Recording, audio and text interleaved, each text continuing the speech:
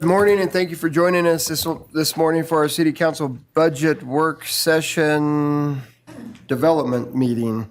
That's what we're calling it. We'll go ahead and get started. Connie, could you please call the roll? Cheatham, Here. Lurick, Mangum, Here. Nichols, Here. Paulson, Here. Black, Here. Thank you. We'll go ahead and get started with agenda item number 2 is Community Organization Budget Requests. Representatives from the following community organizations will be present regarding fiscal year 2026 allocation request. Now, there's a lot of you, so listen and follow the people that I'm going to just announce you all. We've got 17 of you.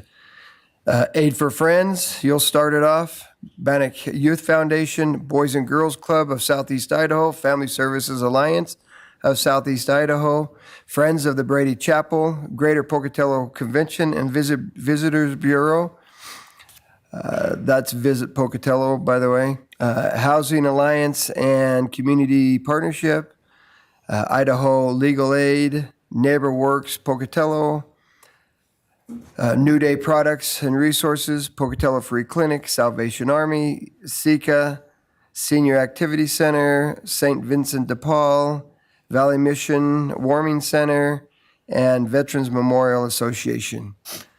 Now we're going to have to, I hate to do it, but we're going to have to move through that pretty quickly. We really have about 15 minutes, and that means that gives you all about 30 seconds, and it's not going to probably work out that way. Very good. So we'll probably extend that a little bit, but we want to keep this probably within about 20 to 25 minutes, and the council may or may not have some questions for you. So with that, before we really get going, I'm going to have Ann explain to us everything that we're doing and go from there. I skipped that part. Sorry, Ann. All right. Good morning, Mayor and I am here today to just do a little recap about the fact that we started on May 15th with our budget process, where you heard the revenue projections, you did some general draft salary and benefits decisions, and then you started with the department presentations. Today is really, you know what, and I forgot to let Chantel introduce herself. I apologize. That's Chantel. right. I'm Chantel Macy, Finance Budget Manager. She's my right hand right now, so thankfully she's jumping in and helping me with this. So again, today and the rest of this week is just a continuation of department presentations that you're going to be hearing, being able to ask questions of how they've put their budgets together. As the mayor mentioned, we do have 17 community organizations here today to make their requests to you as well. Of those 17, 7 of those were funded last year. You had a total of 8 that were funded last year, but one of them, the Japanese Sister City Foundation, the Awamizawa Foundation, did not submit a proposal this year. So technically you have 7 of the 17 who are funded for the current year. For these community organizations, I would recommend that you just listen today. I'll have all of their requests and any increases that they have next week on the solution spreadsheet. So that way you can ask all the questions that you need for today. And then next week, we will work on balancing the budget. The numbers that you're seeing now are slightly still in flux just based on interfund transfers and interdepartmental transfers. So they're really close, just recognizing that you probably aren't going to be able to match them to next week when you see them. We are still working on some things internally. Just to give you a general idea, right now, prior to the mayor going through and making his recommended budget suggestion to you for next week, we are about 2.2 out in the general fund, which is pretty normal for this time of year. I'm not super worried about that. And then there are still many capital wants that were included that we're working on pulling out and putting onto the solutions sheet so that you can go through those and decide which ones the city really needs to take care of right now. Next week, I will bring to you what I have, which is an expenditure and revenue worksheet, so you can see each fund, where they are, how far out they are. I will bring to you a tax revenue distribution, so you can see where each fund, each tax fund is getting what the amount for their tax ask is, where we are right now. And then I will, like I mentioned, bring to you the addition and solution sheet so that you can decide what should be going in, what should not be going in based upon want lists and cut lists as well. We are working on putting that together for you as well. And then hopefully next week, we should be finished no later than Thursday, the 12th at the work session, if needed. I'm hoping maybe we can just get through next Tuesday when we start, and next Wednesday if we need to, part of the day. Okay, sounds great. Any questions for Ann before we jump into our community organizations? All right, super. Thank you, Ann. You bet. Okay, do y'all remember the order that you were in? It's right up there. I've got a couple yeses and a couple nos. Oh, it is up there. Got it. Yep, 8 for Friends. Jump in. You just stand right here? No, come up to the table. So what we'll do is, if you'll come up to the table, introduce yourself, who you are and what organization you are representing. Okay, I am Tammy Moore. I'm the shelter manager for Aid for Friends Shelter. I'm Michelle Paletti. I'm the executive director at Aid for Friends. I'm Jessica Buckley. I'm the grants and program administrator at Aid for Friends. So as you can see, our ask is pretty much duplicated from last year, which it wasn't really enough last year, and it's probably not enough this year, but we're still asking for it. And so we do predict, after putting all the numbers together, we predict a 9% increase from last year of shelter clients. We have opened up our beds. We are staying at about 80% occupancy right now, and that's because the family rooms have could sleep 7, and they're usually sleeping 2 to 5. So there's always beds open from that, which is part of the utilization. But we are staying about 80%. Our men's area is staying full, and our women's are staying full. And again- you know when you're ready for the next slide. Right? Okay, and I don't even know what the slides look like. I could just talk. Go to the next one. Go to the next You one. can go to the So, next yeah, and I'm sure you guys have reviewed this already on our numbers, and that we've had the increase we've had year after year with our new shelter. And with the new shelter, and it's not just a roof over their head. Again, we are providing case management. We're providing meals to all of our clients. Not only to our clients, we do breakfast and dinner, but we also open it up to the community to come in. We're doing community showers. The community could come in and take showers every 3 days at our shelter. So besides the residents that are there at the shelter, we're also continuously providing this service to the community. And that's just trying to keep people off our streets, and doing what we can so they're not hanging out and creating tents in our town. So, Sounds good. anything else? I also just want to impress upon you guys that, Aid for Friends, we've been around for 40 plus years at this point. We are pretty much the foremost name that comes to mind when people think about homelessness. And so because of that, we've built up this structure of programs to support the people who are at the shelter, not just the shelter, but these programs that were flashing up on the screen before, these are all the programs that we work with together to create a whole structure for these folks coming through. We have a really amazing new case manager who started last year, who has been so successful at getting people housed into permanent situations so that they're not just going through their 90 days and then living on the streets or with a friend and then coming back. She's really been working hard to try and find permanent solutions for them. Super. Okay. That's why I have amazing staff. Yeah, I was gonna Do say. the programs. It's about the people. It's about the people. With the increased number of people, it takes an increased number of our people to help support those folks to get them back. Absolutely. Okay. Rick? Mr. Mayor, I'm wondering, where is your present funding coming from? What are your funding sources? Most of them is federal grants, which we're concerned because with everything that's going on, we're hoping into the future that we'll still continue to be able to get those federal grants. But we do apply for United Way, the county, the city, other community foundations, anywhere where we can supplement those grants, that's where we apply for. If I may follow up, Mr. Mayor. Absolutely. Could you break that down a little bit more? What percentage of your funding is local versus federal? For the shelter, we only get $38,000 a year, which is probably maybe a fourth, if that, of our total shelter budget. So We don't really get a whole lot federally. And for as, that. as far as locally, we get the city grant, there's a CDBG, and then we also get some from Bannock County. It's about $30,000 that we get from Bannock County to support the shelter. So, and then between our fundraising and The our other CDBG grant goes efforts to- to help match that. Sorry, the CDBG goes directly to pay for our case manager salary. And that's, Mr. Mayor. And this is all The specifically shelter. CDBG is because- from us, right? Yes. Yeah, And that also looks like that's also federal, huh? could be in trouble. That could be in trouble also. It's federal. Yeah, Yep, so we are concerned. Mr. Mayor, if I may, do you have reserves in case things do go wrong with, or don't receive those federal monies? we do. They're not really reserves. We just put money into a CD to kind of help build that revenue up a little bit. But if we needed to, we could cash out that CD to help pay for. How much of your operating costs could be contained within that if worse things happen? We could probably sustain maybe a year at the most.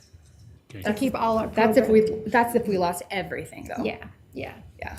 That would cover all of our programs and the shelter. Yeah, and if that were to happen, we'd have to scale back on our other programs and really prioritize the shelter. So then we could keep that longer, but then that would be at the, detriment of the other support programs. Sure. Okay. All right, thank you. Yeah. Bannock Youth Foundation.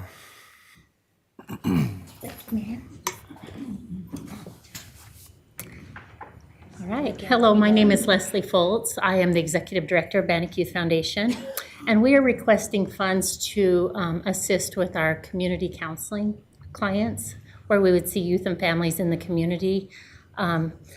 As you know, there is a counseling shortage, and private agencies have about a 6 to 8 month waiting list. Mental health crisis can't wait that long, and so we are filling a need. We have been receiving some ARPA funds to do that, and that ended in April. And so we're requesting funds to fund some additional counseling services that families could immediately get into our counselors there at Bannock Youth Foundation. We've been in operation since 1978. We have 47 years of experience with youth and families. We're a trusted member and agency in the community. We work well with our community partners. As you can see, there's so many great agencies, and we could help fill needs for them too with seeing families that they can refer to our programs for counseling. Do you have any questions? Questions? That's absolutely a needed resource, so thank you. We have Casey? existing counselors already, so we would just be taking on additional community clients with that, so we wouldn't be adding staff. Okay. Yes. Councilmember Mangum. How many counselors do you currently have? We currently have 6 throughout the agency, but dedicated to this program, there's 3 that could see community clients. The other 2 are at MK Place, our inpatient substance abuse program, and see those families there. Yes, Councilmember Nichols. So presently, if somebody wanted to get in to see one of your counselors, how long would that take? It depends on their availability. Like right now in summer, they could get in immediately. During the school year, that's a little bit tougher because everyone needs to be seen from 3 to 6 p.m. So sometimes that takes a little bit with scheduling. But in the summer, we would have availability starting immediately. All right, thank you. Any other questions? Councilmember Cheatham. You're going to ask the same question. Where does your funding primarily come from? We have 4 different facilities and probably 20 different programs, and so it's very diverse funding. We have contracts with the state of Idaho for placements at Bannock House, and then substance abuse treatment is state substance abuse dollars. We have federal grants, we have state grants, we have United Way money, we do fundraising, donations, very diverse funding through all different sources. Mr. Mayor, if I may follow up. absolutely. Have you been receiving city funds? We do CBDG for facility upgrades. We do apply for that. And then we receive some ARPA funds that was a one-time thing, I believe, last year, and received that. So that's the city funds we received. Okay, thank you. I think that ARPA funding was for counseling. Yes. That was the mental health. The mental was the health, mental yes. health, And it ended in April. And so Yeah. we were able to see additional youth and families through that, and that just ended in April. Super. Okay. Any other questions? Thank you. Thank you.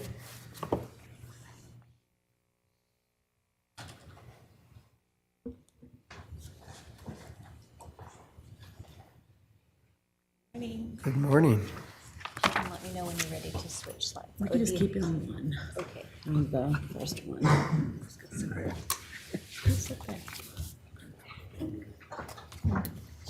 Okay. Good morning. I'm Mona, the Executive Director for the Boys and Girls Club of Southeast Idaho. And we are requesting funds for a tutoring program for Syringa and Indian Hills. That's where we currently are located.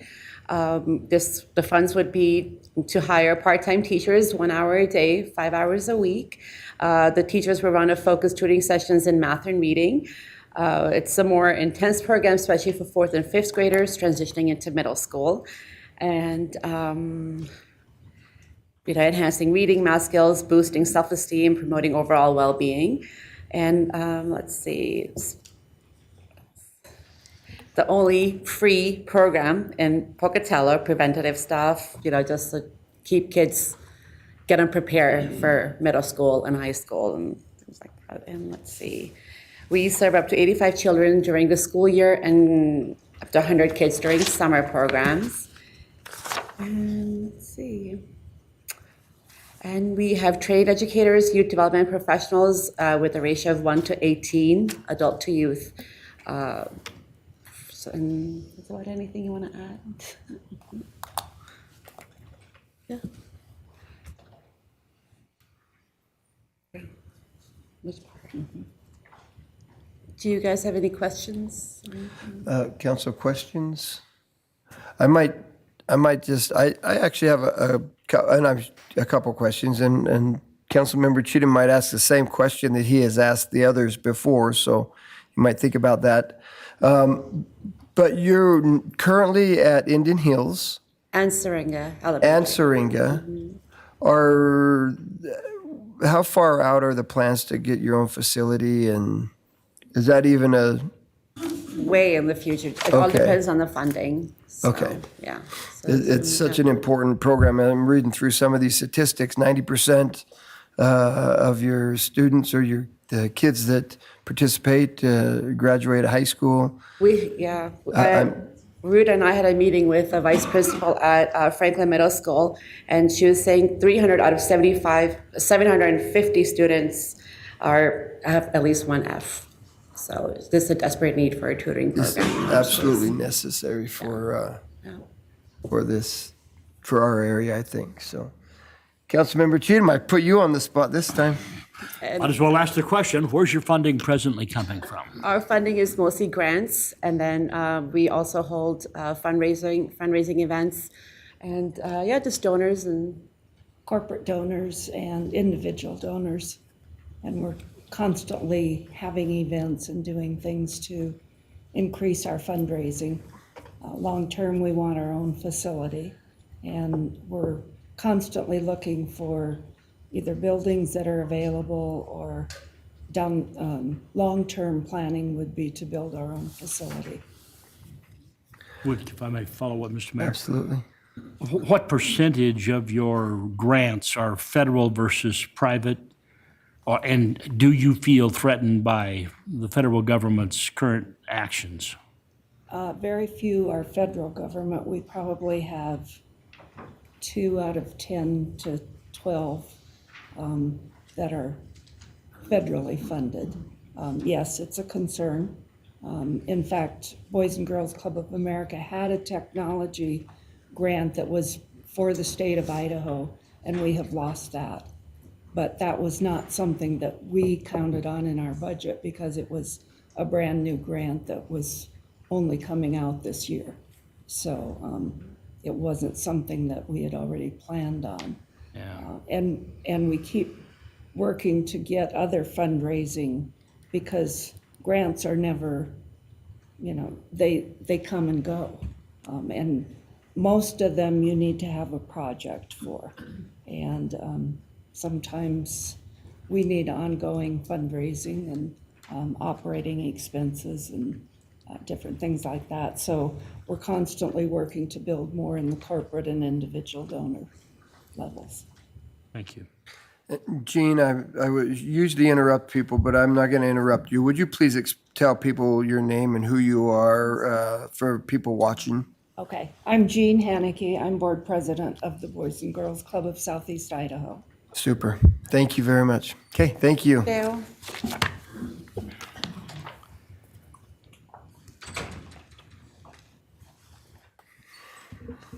Good morning. My name is Sarah O'Banion.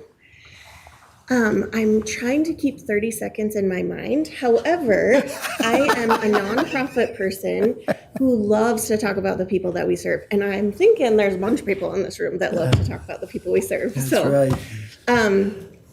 I serve as the director of Family Services Alliance. And because I have been here several times, I'd like to, rather than focus on what our services look like, say thank you to each of you. You have funded programming at Family Services Alliance for many years, since I've been a part of Family Services Alliance for 18 years. And I believe that is critical for us in terms of our budget.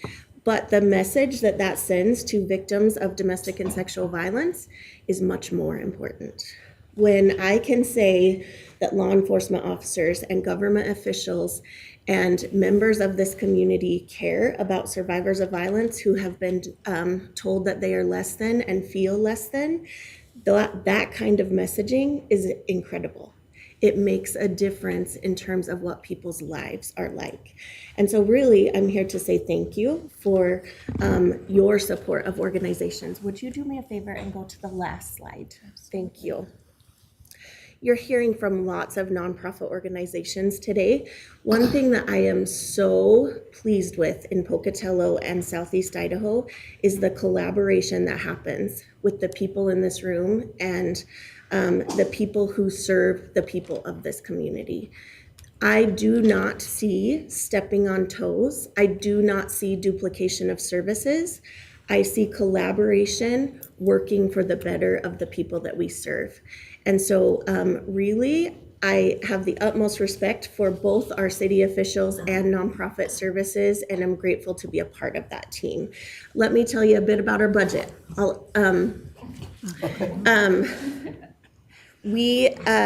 I would say that, like many nonprofit organizations, we rely on federal funds very heavily. We do some other funding, and I think that our local governments are getting a bit more taxed in the pressure is there, because for us as an organization who rely very heavily on victims of crime dollars, we know that those are going down. Those have been going down for several years. And so we were required as a program last year to take a 6.8% decrease in our ask, right? Just our application. This year, we're required to take a 5.5% cut. Now, victims of crime dollars are not tax dollars. They are from fees from offenders who commit crimes, do terrible stuff, right? And then need to support victim care. Unfortunately, as those dollars are going down, we as a program need to compensate. And so that is when we come to our city and say, are you willing to consider a $1,000 increase? And we're doing that everywhere we go. However, we're also looking at corporations, foundations, increasing our fundraising.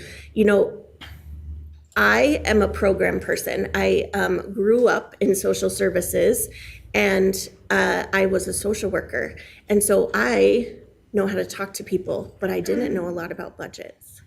And as I became a director, I started learning about making sure that our budget wasn't heavily be pushed on one side. And so we've really tried to diversify our funding. But in terms of whether we have concern, absolutely. We do have a rainy day fund, and we received a PPP loan years ago, I guess now years ago, and we used a good portion of that to put into savings for our reserves, and we have about a 3.5 month reserve. Super. Corey, Councilmember Mangum. Are you seeing an increase in people needing services? Yes. Or is it like flat or where? Yeah. Yes. So I see an increase in two things. Number one, we see that the number of people that are coming to us is higher. And that's because of what Leslie just talked about in terms of mental health crisis and other things that are sometimes bleeding into why why there might be people coming in crisis. Sometimes people hear we have a 24-hour crisis line and they don't necessarily differentiate this is a domestic violence or a sexual assault issue. This is a crisis issue. So call us, right? Because we're going to help you get connected. However, the thing I see on a daily basis is the level of violence that people are enduring is increasing. The level of harm that people endure is worse. That could be for lots of reasons. We know that our law enforcement officers are no longer able to arrest for misdemeanor crimes unless they are witnessing that crime. That has increased the amount of people that come to our emergency shelter. It has increased the amount of civil protection orders that we do, and it has increased the amount of, as we're on call and we're responding on site with our friends in law enforcement, we used to be able to say, you're good for the night. We know that this person who hurt you is in jail and we have some time to figure out a plan. Not anymore. So what I see is that the level of harm and the level of care, therefore, is higher. Thank you. Council President Lyric. I just have a kind of question/comment about the what you mentioned, the domestic violence issue with regard to the law. I remember when that got changed in the legislature a few years ago, and we were talking about how could we work with legislators to get that changed because of how it limits what the police can do and how they can help people, and it just seems to really put, I was going to say women, it is primarily women, but it's any victims of domestic violence in pretty grave danger in some situations. And I talked with Chief Shy about that to see if, because I know he at the time was president of the Chiefs Association for the state, and they were working with the Sheriff's Association, and everybody was kind of looking at how do we get this law changed and looking at writing something new and everything. But the last that I had heard from him was that it would require actually a change to the Constitution. Yes. And that was the real problem moving forward. So do you feel that there's really much chance of getting that changed? Well, I have hope that there is, because I really have seen, we saw in the media just last week, there was a standoff that was related to domestic violence. And so we know that is certainly an issue. And that puts family members at risk, neighborhoods at risk, law enforcement officers at risk. I have hope. I do not lobby as a nonprofit employee. However, as a member of many task force, Chief Shy and Corporal Clater, who serves on the Domestic Violence and Sexual Violence Task Force that's local, are doing a lot of work around that. I believe the Sheriff's Association and the Chief of Police Association is a big part of that movement, and they do have that ability. And I'm also seeing some other helping organizations interested in that. But yes, my understanding not always understanding legalese in the way that all of you do. However, my understanding is that it does take a change to the Idaho Constitution. And that ruling had nothing to do with domestic or sexual violence. It had something to do with another crime. But unfortunately, and when it was put into place, my understanding is that there was the knowledge that this could potentially harm domestic and sexual violence victims, but it was something that that was ruled on based on that situation. Thank you. Council, I want to remind you, this is about funding, not about the programs and things like that and different stuff. So we have one more question, Councilmember Nichols. About the effect that would have. Yeah. You had mentioned that you had been asked to decrease your funding by 5% and 6%. Who made that request? That was associated with which funding So source? that's so we apply for a variety of federal funds, which typically come to the state of Idaho and then are dispersed to programs. We work with the Idaho Council on Domestic Violence and Victim Assistance. They are sort of our oversight organization, so we have set of standards that we sort of rule by. And they are responsible in the state of Idaho for dispersing victims of crime dollars and family violence prevention funds and some other funds related specifically to victim care. They know as an organization and as not only statewide but nationwide that that pot of funding is being decreased. Okay. And so the Idaho Council, rather than saying fight it out, has said, we are a team here in Idaho, just like we're a team here in Pocatello. And so let's work together to reduce our asks rather than, and so they've asked us, for instance, we used to have a majority of our overhead funding, like turning the lights on, like repairing the bathroom if something happened. Now we plunge the toilet, right? And so we've taken our overhead out of that grant because our services are the people that work for us. And so we've kept those in salaries rather than those. And so that's where our kind of fundraising efforts and other community efforts really play into turning the lights on. Thank you. Super. Thank you, Sarah. Thank you. Brady Chapel.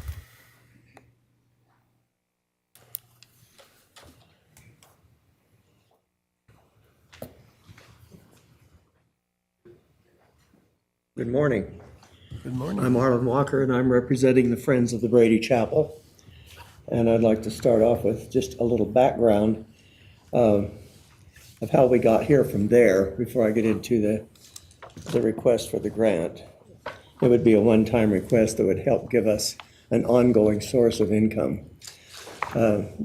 Years ago, shortly after, it was the cemetery board at one time that decided we should restore that landmark in the city. You see a picture of it up there. It is one of the best-known landmarks in the city. We consider it the heart of the cemetery, and the cemetery the heart of the city.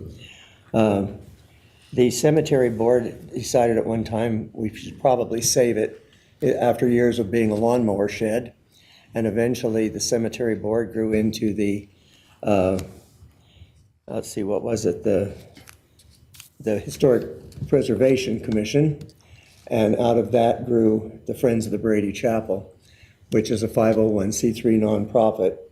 And our goal is to raise funds through donations for the preservation, restoration, and ongoing maintenance of the Brady Chapel.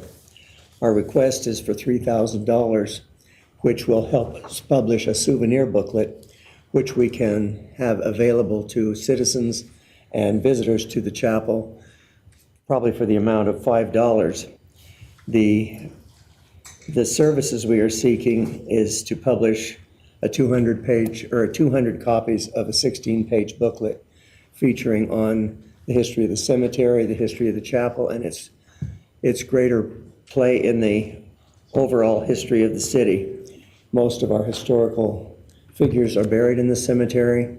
The book would include not only a history of the chapel and the history of James Brady. For those of you who don't know, he was the 9th governor of Idaho, and around after he served that term, he was appointed to fill the term of a senator, which he filled in Washington, D.C. until his death in 1917. He was a good friend of the president, and he was also pretty much the founder of Idaho Power. He started the first hydroelectric plant in American Falls, was involved with irrigation work and so on in the Twin Falls area. And the building was designed by his good friend Frank Paradise, who designed and was responsible for most of the notable buildings in our historic downtown area. James Brady died in 1917, and the family decided to do a memorial chapel in his honor. They hired his friend Frank Paradise to design it. It's pretty much unique in the Mountain West. It's in the French Revival, French Gothic style. And it has stood there for a long time, falling into disrepair. When the cemetery board years ago decided to start renovating it after they moved out all the lawnmowers and things, the first thing they wanted to do was put lighting in it, as it had no lighting. Martin Peace was the cemetery director at the time, and they commissioned me, as I had a small antique business, to find period-appropriate lighting, which we put in it. That was the first thing that's been done. Since it has moved along on donations only, you notice in the picture there, the pinnacles are not on, they're back on. The stone has been preserved. The next thing we're working for is a roof, which is going to cost in the neighborhood of $40,000 to $50,000.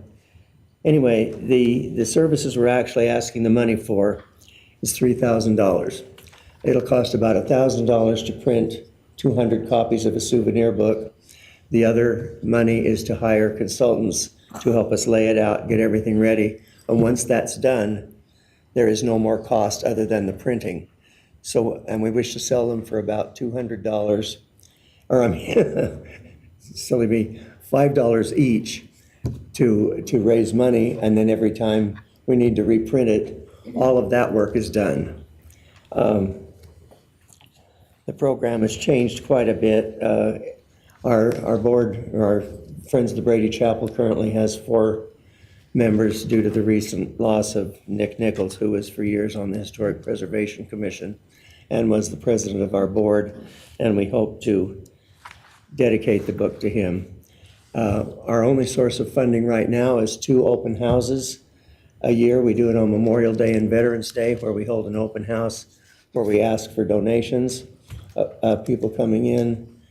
And I guess with that, I'll open myself to questions. Super questions. Councilmember Nichols, Council President Lyric. Hi. Who actually owns the chapel? Who owns the chapel? The city does. Right, okay. The land and the chapel itself was owned by the Brady family until I think sometime in maybe the 80s, when they signed it over to the city. And at that time, there wasn't as much interest in historic preservation at that point. The pews were taken out, most of them were sold off, and for years it had a little ramp in front and it held cemetery maintenance equipment, sadly. Just this last summer, we did get the stone restored from the outside to make it impervious to the weather, but other than that, it's a long ongoing process. But the land around it, the building itself, is city property. Got it, thank you. Council President. Just wanted to mention grants. I know that we have people looking at applying for grant money too. You mentioned that the only sources are the 2 open houses, but. Yeah, currently, we are applying for grants wherever we can. Yeah. And there are some available. But in the current situation, it's, the competition for grants is very stiff. And historic preservation is one of the areas that is being cut. Yes, nationwide, actually. Yes. Fortunately, and I personally think we have one of the best historic downtowns in the state. If you go to Idaho Falls and look at theirs, where I grew up, it sucks compared to ours. We have many of our original buildings in their original look. And so I credit the Historic Preservation Commission for helping to do that. We have a very interesting downtown. And the book that would sort of include a lot about the local people. Like we have dozens of even Civil War veterans in that cemetery. So we plan to include a little map of the cemetery, and actually it would showcase the town in that context. Good. Super. Okay. Thank you, Arlen. Thank you.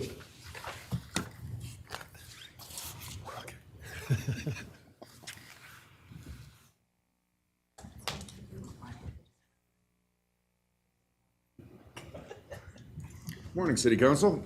Happy Monday. Morning.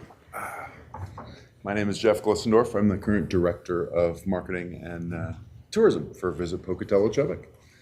Came to tell you a little bit about what we did in the past year. We started with the Ski Soak and Stay package in the winter. One of our big goals, of course, is to fill our hotels and bring people into our community to spend their dollars and enhance our economy.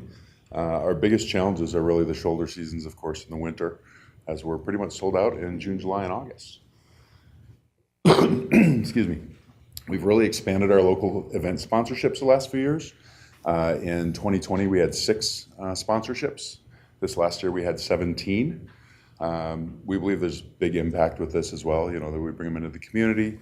Some of these events are already happening. Some we'd like to think that we're helping to maintain and get a good foothold in town. You look at some of them and you're like, okay, this is very interesting, but things like cornhole and billiards tournaments and Chubbuck Day tennis tournaments and pokey paddles are really things that we're striving to become regional events, and they're definitely bringing people in. Really excited this year. We just did the comedy project. It's a smaller one, but it's one that made a huge impact to that group. The other thing we're doing with local event sponsorships is we are kind of being a middleman. So I'm here to help set up hotel blocks for all these groups that are coming in town. I'm connecting them with the hotels. We're also setting up things at the events for the people. So we're connecting them to the Museum of Clean, the Natural History Museum. We're getting them out in downtown. We're letting them know what there is to do in town as well. So definitely an impact there.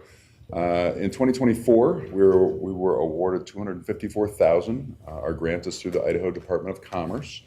It is a tourism grant specifically that is used to market tourism only.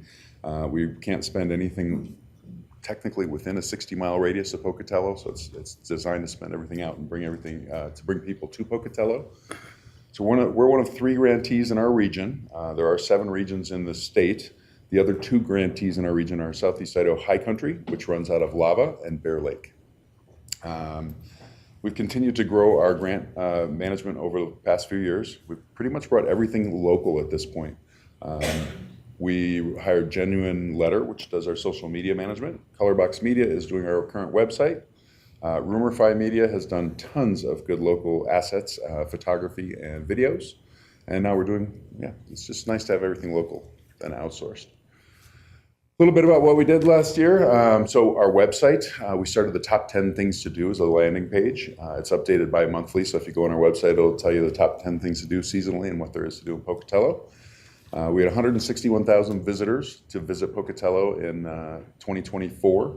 We do a lot of seasonal targeting and advertising, so every season we basically come out with a new digital campaign that has all kinds of fun stuff to it.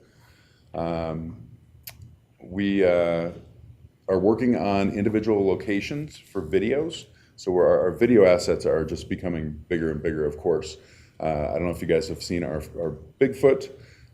We also did a snow day, a pokey paddle, a brew fest, and a kind of 2-minute all-season hero video last year.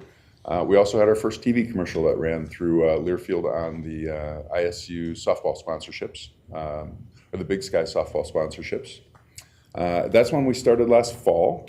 And we started working with Learfield, and we decided that's a really good avenue as people are coming to town for multiple things anyway. So we're definitely targeting the Big Sky audience, and we've seen things like Portland and Sacramento pop up now on where people are coming from and searching us out. Definitely new.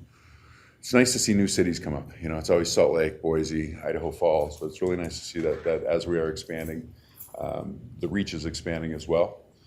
This is just a little snapshot to give you an idea of some of the paid media we do. So we work with Google and Meta and multiple others, but this is a July to September snapshot of last year, so the third quarter. But we're out there placing videos, placing those ads. I'm always looking for people to help develop. We get a lot of input from our board, but if anybody has a good ad campaign or idea of things that they want to see in Pocatello that's out there to the world, I'd love to have more input.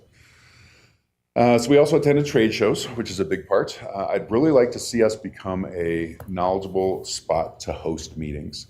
We're not a place that we're going to have Vegas-style meetings, of course, but small market meetings, so anything under about 250 people, we're very happy to have. We've got some great facilities. So we created a guide this year called the Sports Facilities and Event Guide. I hope you guys have seen it, but it's online and there's physical copies.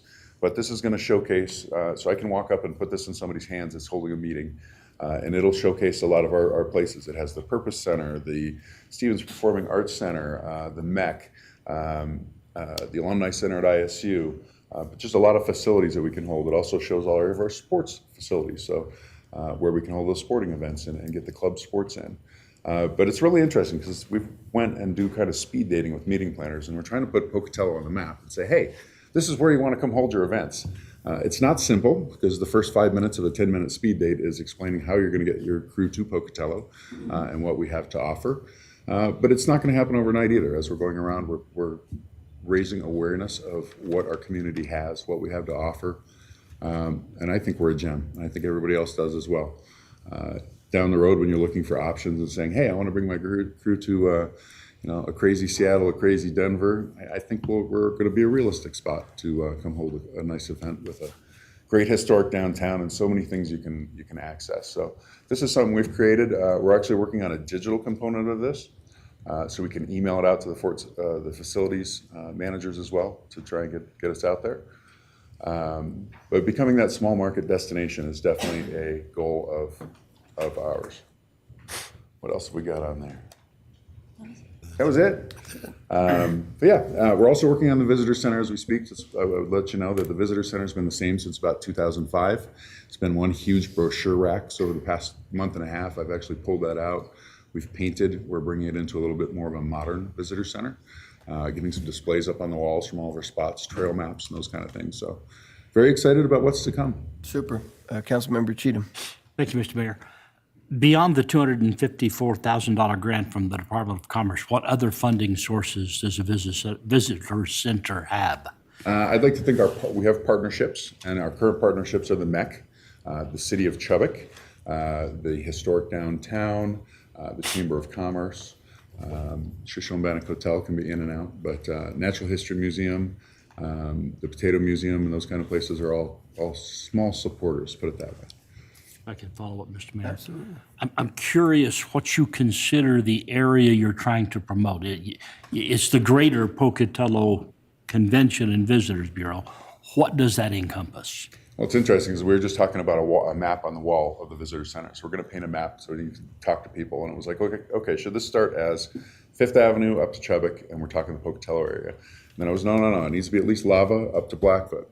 The realistic answer is it is going to be Malad up to Yellowstone, because when a guest comes in, they're traveling this east side of the state corridor. So we're really trying to bring them in for anything we can. If they're in Southeast Idaho and coming for events, anywhere from Blackfoot south, we feel like we're the regional or the realistic place to stay. We've got the most hotels. Obviously, Lava has a lot of camping. Bear Lake has a lot of Airbnbs, and there are other places to stay. But your guest is coming in, traveling typically up Salt Lake or up through the corridor, going through the park, coming out Jackson through the back sometimes, coming out through Soda. So it's really anybody coming to this region. We're also trying to convince them, hey, if you're at the park and you don't see a grizzly bear, Zoo Idaho has all these great animals. So we're trying to catch that Yellowstone traffic. It really is. They're not coming to Pocatello necessarily as a destination. One more, Mr. Mayor. Absolutely. Don't you feel like you're trespassing on some of those other visitors, those other convention centers that are being funded by visitor dollars? No, not at all. Trespassing? On Lava and Bear Lake? Oh, well, I think we all work together. The goal is more people into Idaho, the better. If they're coming to Lava, they're passing through, they're stopping in Idaho Falls. It's usually a hit and miss. They're not coming to just Rexburg, well, maybe with BYU Idaho, but it's typically they're stopping at 3 or 4 locations on the way through. So I'd like to get them here for a day or two. And yes, I tell them about, Johnny Sack's Cabin and Big Springs and those kind of things, but most people are already traveling that way. So I'm just trying to enhance by letting them know that Mesa Falls is one of my favorite places to go.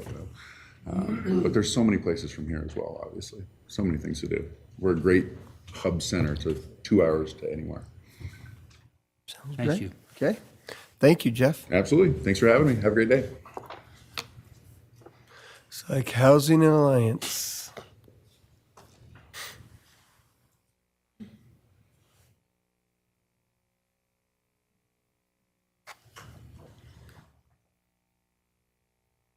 Good morning, Mayor and the council. And we just wanted to thank everyone for the opportunity to be able to come here today. Before you get too far into it, I will interrupt you. I wouldn't, Jean, wherever she is, but I will interrupt you. Don't forget to tell everybody who you are and what organization you represent. So I'm Jared. I'm the executive director of the Housing Alliance and Community Partnership. My name's Julie Nebaker. I'm the grant writer for HACP. And we just wanted to thank you for the opportunity to come to present to you today. We also want to acknowledge that there's many great and worthy organizations here in this room today, and many great and worthy opportunities for the city to invest into.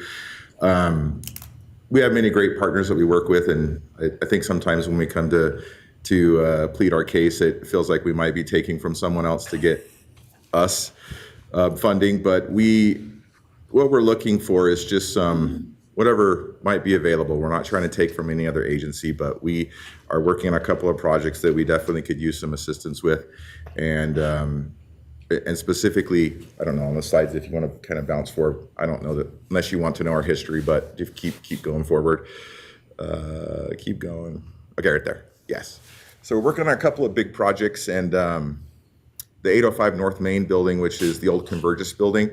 We've been working on this one for a little while, but originally when the sellers, they've been on this property for 5 years, and Convergys kind of backed out of the agreement. They've been sitting on it for 3 years. They've been trying to sell it, and there's been a couple of things they've come to the city about, and there's really nothing that they've been able to find to do with it. So when we were asked about it, I had this idea of using this has been a trend across the United States in looking at larger buildings, especially old malls, taking and making micro units and kind of building housing units in them. So I came up with this idea to try to turn that into kind of like a lot of micro units. The problem is when we look at HUD funding, there's a lot of disqualifying factors for HUD funding. So if you have any felonies, if you have any kind of issues like that, you're not able to lease up. And so what we're looking at doing is creating more economical units that are lower cost, but just a smaller studio to kind of address the homeless issue in the area. We've got a lot of people that make about, $600, $700, $800 from Social Security, but they're not really able to lease up anywhere because that's well below what a one bedroom would cost for the area. And so what we're trying to do is make these studio apartments, and kind of the target range is about $600. So we're not using any HUD funding. That's going to be non-subsidized. The bulk of the purchasing this property is the big building, and there's an adjacent parking lot next to it. So that's the whole purchase. And we're looking at doing this without any HUD funding. When we get HUD involved, then there's all these rules that kind of tie us down, and we don't want those rules. We want to be able to lease to people that really need the help and be able to function a little more independently.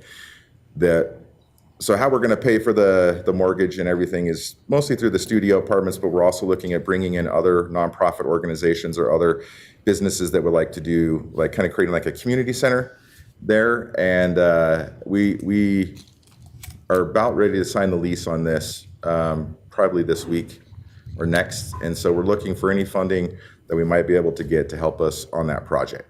So that's the 805 North Main project. Go to the next one, please. The next one is the Triangle Complex. We purchased this property, I think it was about a couple weeks ago. And in looking at it, there's the city had zoned this for kind of like really skinny, tall townhomes. So if you look in the bigger cities, they've got these taller townhomes. And what we're looking at doing, and kind of talking to a developer, came up with a great idea of splitting them in half and making 22 4-bedroom, 2-bath townhomes. They're about 2.5 stories, 3 stories tall. And then there's a space in the back of it for an apartment complex. So we're looking at bringing, if we do 12 to 18 units, we're looking at bringing about 40 units to the market And if we look at the 805 North Main, we're bringing out another 40. So we're looking at bringing 80 units to the market, probably within the next year or so. The 805 North Main project, we're looking at 3 other apartment complexes on that property over the next 5 years, hopefully, depending on some other factors. We're looking at putting in a veterans-only place that is not tied to HUD, because sometimes you have veterans that have felonies that aren't able to lease up through HUD qualifications, but they still need housing. And so we're looking at doing a complex for veterans. We're also looking at, we've been speaking with the Shoshone-Bannock tribe, and they're looking at some student housing for the tribe members that come over to the university but don't really necessarily have some housing. So we're looking at doing a complex potentially with them. And we're also looking at addressing the under 18 youth homelessness. We've been speaking with Bannock Youth Foundation and some other people. We've noticed that there's a little bit of a trend in Pocatello area for people under the age of 18. So we're looking at kind of doing a complex for under 18, but tying them to at least an adult that can tie onto the lease, but having a place similar to our student housing where they rent like a room. Then we'll kind of be able to give them a place, be able to teach them some skills, and that's just something we're working on in progress. It's just some ideas that we've come up with on how to use this property for Pocatello in the future. Go ahead and do that. Okay, well, we want to talk about, our mission statement is to provide affordable housing solutions for the Pocatello and Chubbuck communities. And specifically, we target the very low income and the extremely low income citizens of the area. So with these 2 projects, we'll be providing housing and bringing resources to the projects to assist them and the community. So that's what we're doing. Councilmember Nichols. Are you a 501c3 nonprofit? We're a 513A. So we're a quasi-government agency, so we're an A instead of a C. All right. And you're looking to do these projects essentially just on market without subsidy? No significant federal subsidy anyway. A combination. So we're looking at doing, so basically the rental units are going to pay for the mortgage. And then we're on the 805 North Main, we're looking at bringing other nonprofits and other businesses to subsidize the cost of the property. And then looking at the future of those other 3 properties, since the main purchase was already going to include the property, we won't have to buy any more property. So it's just going to be the building that's going to be the cost of that. And then they should cash flow and support themselves. And that's the idea. So usually when we look at subsidies, we look at, you know, what is HUD going to contribute as a portion? But we believe that we can do this without their assistance. And it's not that we don't like HUD, but there's other projects we're looking at and working with the USDA and HUD, and maybe doing some housing complexes for houses that we're kind of looking into right now. So there'll be other projects, but on these projects, we want to kind of stay away from HUD because we need to address the issues of people not being able to lease up on subsidized contracts. Got it. Thank you. Yeah. Okay. Yeah, Councilmember, I almost said Mansfield. Councilmember Mangum. So in your mission statement, you had mentioned that you were looking at providing housing for Pocatello and Chubbuck. So will you be making the same request to the city of Chubbuck that you're making to the city of Pocatello? If we can, yeah. The idea is that there's people in this area that benefit. I mean, it's kind of, I get it, there's a difference between the 2 cities, but it's the Pocatello-Chubbuck area. So our vouchers and other HUD subsidies are kind of cover this area. And I know that there's a symbiotic relationship between the 2 cities, but if we have an opportunity to get money from Chubbuck, we'll do the same. Because they will also benefit, even though the properties will be located in Pocatello. Absolutely. So how far do your services reach? Could you potentially go to American Falls and make the same request? We could. Okay. Yeah, so as the state of Idaho recognizes us as a housing authority, and we have specific guidelines around the state, we can pretty much do anything we want in the state of Idaho.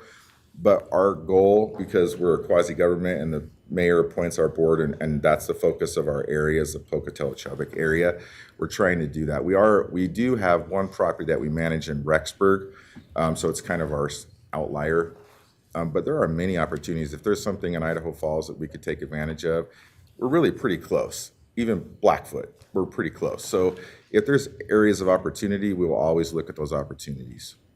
Thank you. Okay, sounds good. Council President Lyric. I just wanted to ask about the Convergys property. You were talking about that would be a kind of community center, and your main focus would be serving people that wouldn't qualify for HUD funds, or could you say a little bit more about that? Yeah, so the idea is that we have to pay the mortgage. And I think the city had looked at trying to bring a nonprofits together to do that, but not one nonprofit potentially could do that. The only way that I could see that we could support that property is to bring housing. And we're kind of killing two birds with one stone. We're helping the community, but we're also fulfilling our mission statement by providing housing to the area. So those 40 units, you're looking at about $24,000 if we're looking at $600 a unit, which is all inclusive. Most people are not going to be able to find $600 for a studio all inclusive in the city of Pocatello. It's probably not going to be feasible. So that's $24,000. If we bring in other nonprofits and kind of make it into a community center, you've got other businesses that are local downtown that are going to benefit from us bringing housing units and more services to that area. I know that one of the city's initiatives is to revamp and revitalize the downtown area. When your downtown dies, like the city dies. And so we're trying to, in our way, help that process. Other organizations can come in there and do their services out of the same building, which would kind of give the city a localized place to get most services. Some examples could be the Shoshone-Bannock tribe might rent a space, and I'm working with them trying to get them to do that. But there are people that don't have the ability to drive out to the reservation, but are still able to maybe have a sub area to get services. Other local places might also lease a place for information. There's just kind of lots of different possibilities there. And then there's a grocery store right next to it, which would also be a great benefit for them as well to have more people there. Quick follow-up. That also suggests maybe other sources of funding too, the tribes? Or Yes. Are there other entities that you're thinking about? I mean, Yeah. other than the city of Chubbuck? In the next 5 years, when we build these other complexes, that's where it's giving us a little more time. So it's going to take us about a year to build these units out. We're looking at and doing it in phases. So if we do one phase and we build, for example, like 15 units, we can lease those 15 units up while we're still working on the other ones to bring in some revenue to cut down the costs. So we're looking at doing a couple of phases on that, the build out for that. And we can lease up the open space to commercial or nonprofits during that process as well. So whatever we can do to mitigate the total cost of just sitting on it for another year while the build out happens, that's what we're going to do. Okay, super. Jared, thank you. You bet. Appreciate it. Okay, council, we're an hour into this 15-minute presentation, so we will move on to Idaho Legal Aid.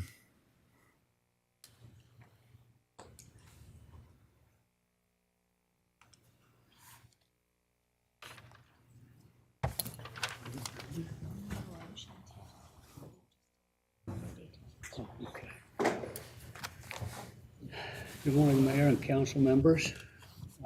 I'm Carl Louis, the managing attorney for the Pocatello office of Idaho Legal Aid. A lot of people don't know what Idaho Legal Aid does, so I'll just give a quick overview. First of all, we're a private nonprofit law firm. We're not a state agency or anything like that. Private law firm. We get funding, most of our funding, Council Member Cheatham, from Congress, about 75% of our funding. And Congress passed or established the Legal Services Corporation as a 501c3 in 1974 because it recognized that as is etched into our U.S. Supreme Court, it says equal justice under law. but it recognized a lot of people cannot afford to get through the doors and get any justice. And so to try to live up to that goal of equal justice for everybody, it provided funding for low-income people who have civil problems. All we work with is civil legal disputes, not criminal.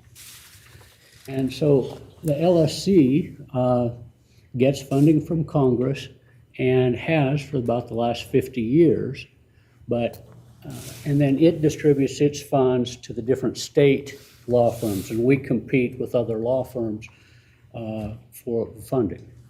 Okay. Trouble is, and what scared the heck out of us is in March, we got a visit from DOJ, LSC did, in Washington, D.C., and said, hey, we want to take a look at LSC, see if it's worth, keeping going or not. And in addition to that, so we got a double barrel threat. In addition to the DOJ threat, we also got Trump's proposed budget for next year proposes to totally eliminate funding for the Legal Services Corporation nationwide, which is not really a surprise because he did that every year of his first term, but Congress kept funding LSC. The concern with DOJ has also been alleviated a little bit because on May 19, we got a decision from a federal court that said that DOJ's efforts to eliminate the United States Institute for Peace was unlawful because the U.S. Institute for Peace is, like Legal Services Corporation, an independent nonprofit corporation, and this federal judge said it's not part of the executive branch, and so the executive can't eliminate it. So we've taken a little comfort there. So the main reason we're here, council members, is we didn't know if we're going to have any funding or not, and so out of an excess of caution, we thought we better get around to the different cities and counties and see if there's any funding available. So I think at this point, it's kind of just an awareness thing that we want you to be aware that Idaho Legal Aid exists, and we served last year about 500 city of Pocatello, and I think that also includes Bannock County residents. We get referrals from family services. They have clients who have domestic violence matters. They refer some of their clients to us to go to court and pursue civil protection orders or custody matters. And these are people who haven't got enough money to hire attorneys themselves. So that's kind of where we are. Councilmember Nichols. How long does it take for a client to get in to see you? Well, there are, I don't know an answer to that specifically, but we don't have the horsepower to represent everybody who needs it. We have to turn away about 50% of the people who apply for Idaho Legal Aid Services. And that's the part I don't like, most of all. Say, yeah, you've got a serious legal problem. We can't help you. But that's the reality. All right, thank you. Did you say 50%? About 50% of the people who want our services, we just can't. We've got 25 attorneys statewide, 2 in Pocatello. And we served last year just under 4,000 Idaho people. A lot of them are disabled, so they're only getting Social Security payments of like $900 a month to live on. And then they have some traveling salesman come knock on their door to sell them some windows, and they get in trouble on a contract, and now they're getting bills every month from this traveling salesman and don't know what to do. So we help with situations like that. They're disabled or elderly people. Councilmember Cheatham. the cases that you turn down, are they because of the case complexity or just the overload of services overall? Just the overload, Councilman. We, the way I explain it to them, if I'm taking one of those calls and we can't help them, I explain to them, well, you know, if you needed brain surgery, you wouldn't want to go to a brain surgeon who's just too dang busy and whipping through it as fast as he can. You would want somebody who can spend the time necessary on it. And so we are sort of maxed out at capacity. Okay, all right. Carl, thank you. Thank you. Next, Neighbor Works.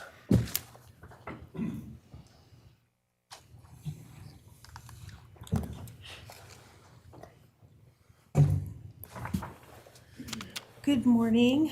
I'm Katie McCarthy. I am the Director of Community Engagement and Marketing for NeighborWorks Pocatello. And I am Cynthia Billmeyer, and I am Katie's assistant. Proud member of the community of Pocatello, Idaho.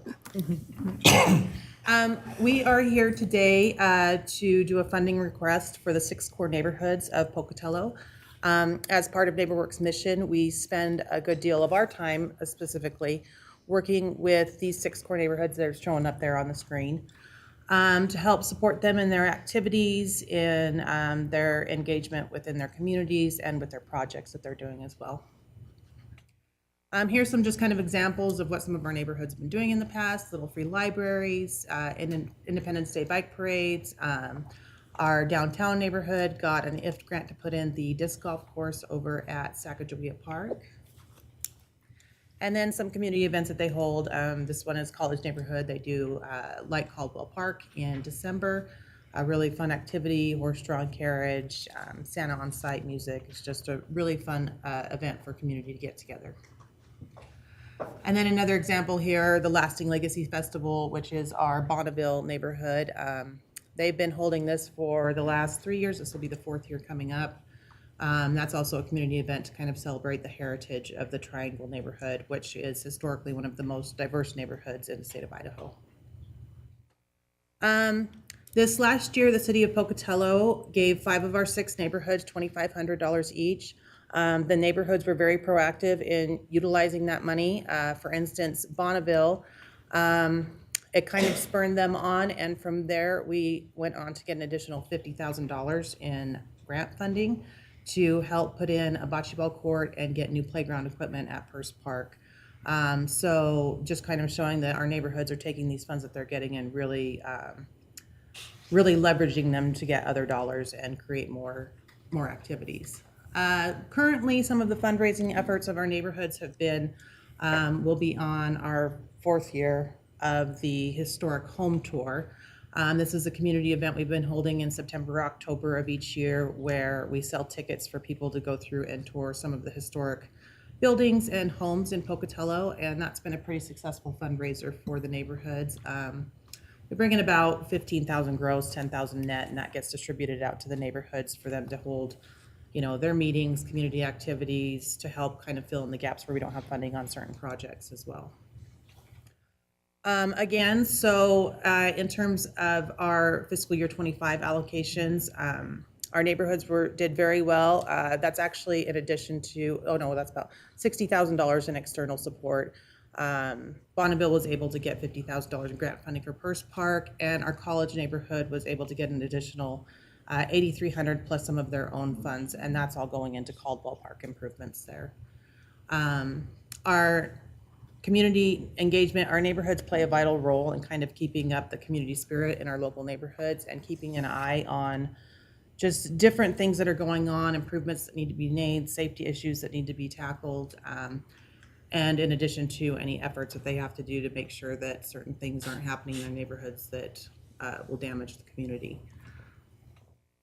So for the next year, all 6 neighborhoods are applying, and they have increased their ask. We've got some pretty robust neighborhoods at this time, more so than I've ever seen since I've been at NeighborWorks. Everything was quiet after COVID, and now everyone is just full fighting force, doing some really great projects. What was the mentality before is that a crisis brought them together, but we're seeing more and more, no, these great projects are bringing them together. And we're kind of shifting the script to a more positive aspect of, it doesn't just need to be a crisis, it's we're doing something really great to see positive impact. So our Alameda neighborhood, they're looking for next year, hoping to do in Alameda Park, a tactical urbanism at and around Alameda Park. They've got a lot of plans to try and figure out what the community wants to see in the area. There's some underutilized space in Alameda Park that they've got some great ideas for.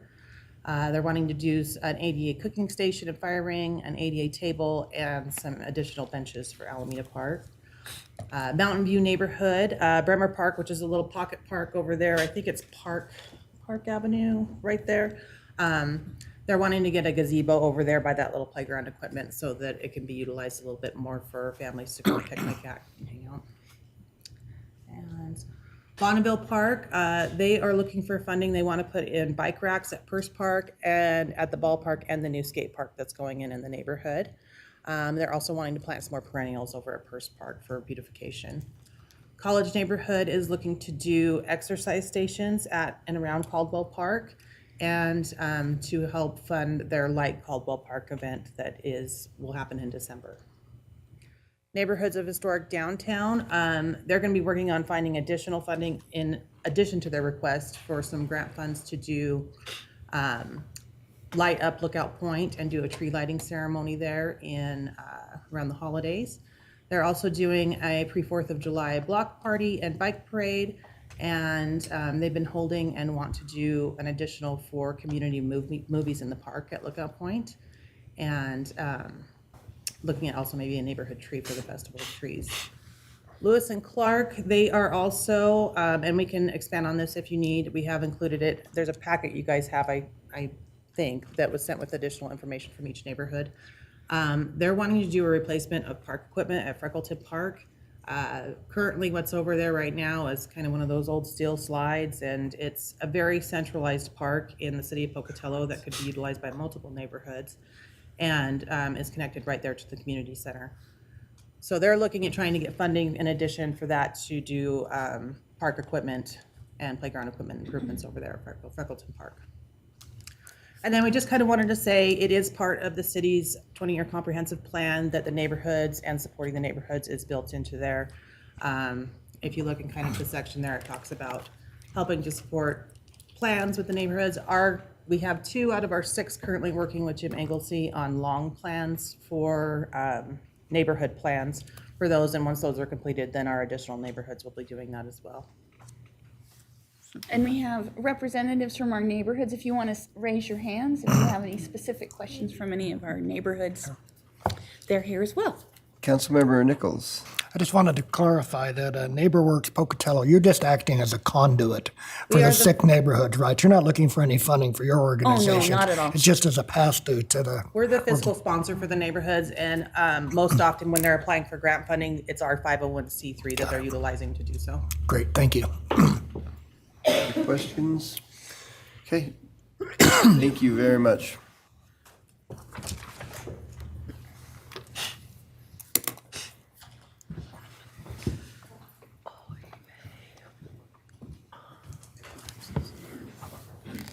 Council members, I'm Terry Frederickson. I'm representing New Day Products and Resources. For over 52 years now, we've been providing services for people with disabilities. In 2021, there was a loss of transportation services. So real quick, just to emphasize this, we have clients who can use public transportation. We go on trial rides. We make sure we know how to catch connectors. We know how to make sure we do it right. We have the right bus fare. But some of the people we work with do not have the ability to do public transportation. In 2021, the transportation that those folks received, about 30 to 50 people with disabilities, that funding, that service was taken away. Since 2021, I have currently went through 2 minivans, numerous tires, lots of gas, and staffing to provide that service for those people to be able to have employment opportunities, to be able to work, to be able to have a job, and have really, in all honesty, become a taxpayer, citizen, and have a meaningful life. The way that most of those folks have those services provided is through state fee for service. So if they're there and we provide the service for them, we get paid. If they're not there, we don't provide that service, they don't get paid, we don't get paid for that service. So it's a fee for service. The same for the contracts that we maintain with both the federal government and the state government. It's not like we just receive a check every month just because we exist and we provide those services. We do have to provide a fee to get those services. So for us to be able to provide the service, for them to be able to have the service, this transportation is very, very important.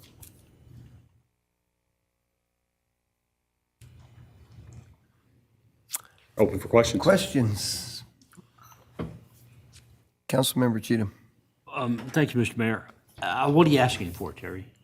What's that? What kind of money are you asking? I believe we're asking for $5,000. $5,000. Yeah. Other questions? Oh, excuse me. Actually, I take that back. It's $10,000. Yeah.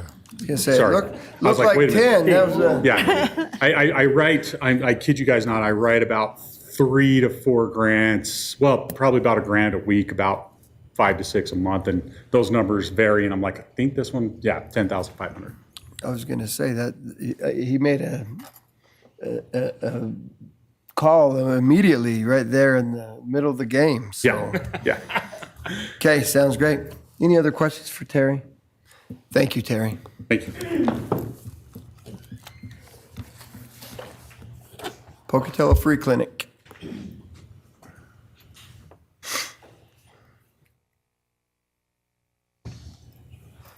Hi, I'm Sherry Joseph. I'm the Executive Director of the Pocatello Free Clinic, and the City of Pocatello has been a contributor of ours for many years.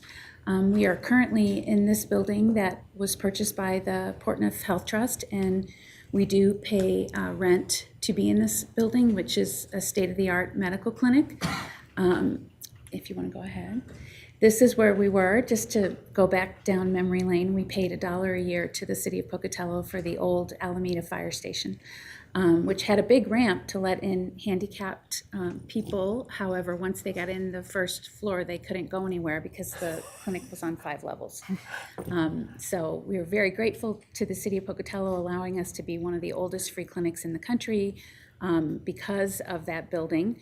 However, where we are now, we have like-minded services in our facility, and we all, reaching back to what many other people have said, we have hired a social services coordinator who helps us access services that other facilities and other agencies offer without duplicating any services to try to help the people of our city.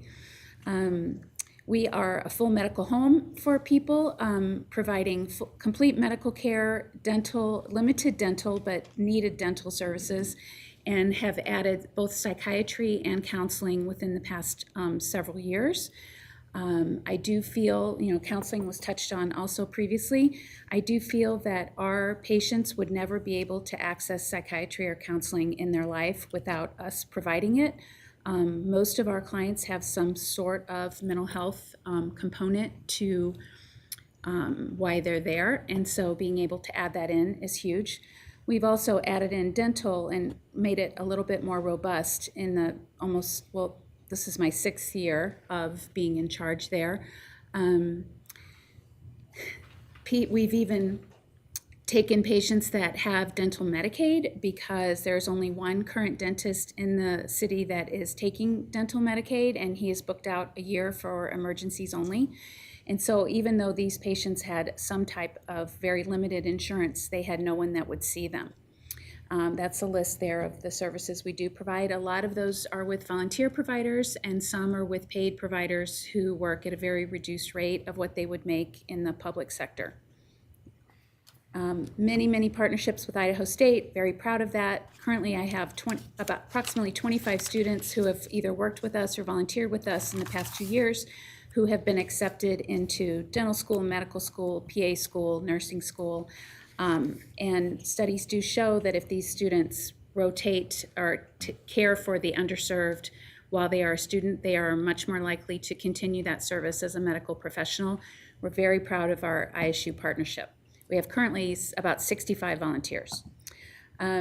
This shows the number of patients from Pocatello and the number of patients, I'm squinting, the number of patients that we see.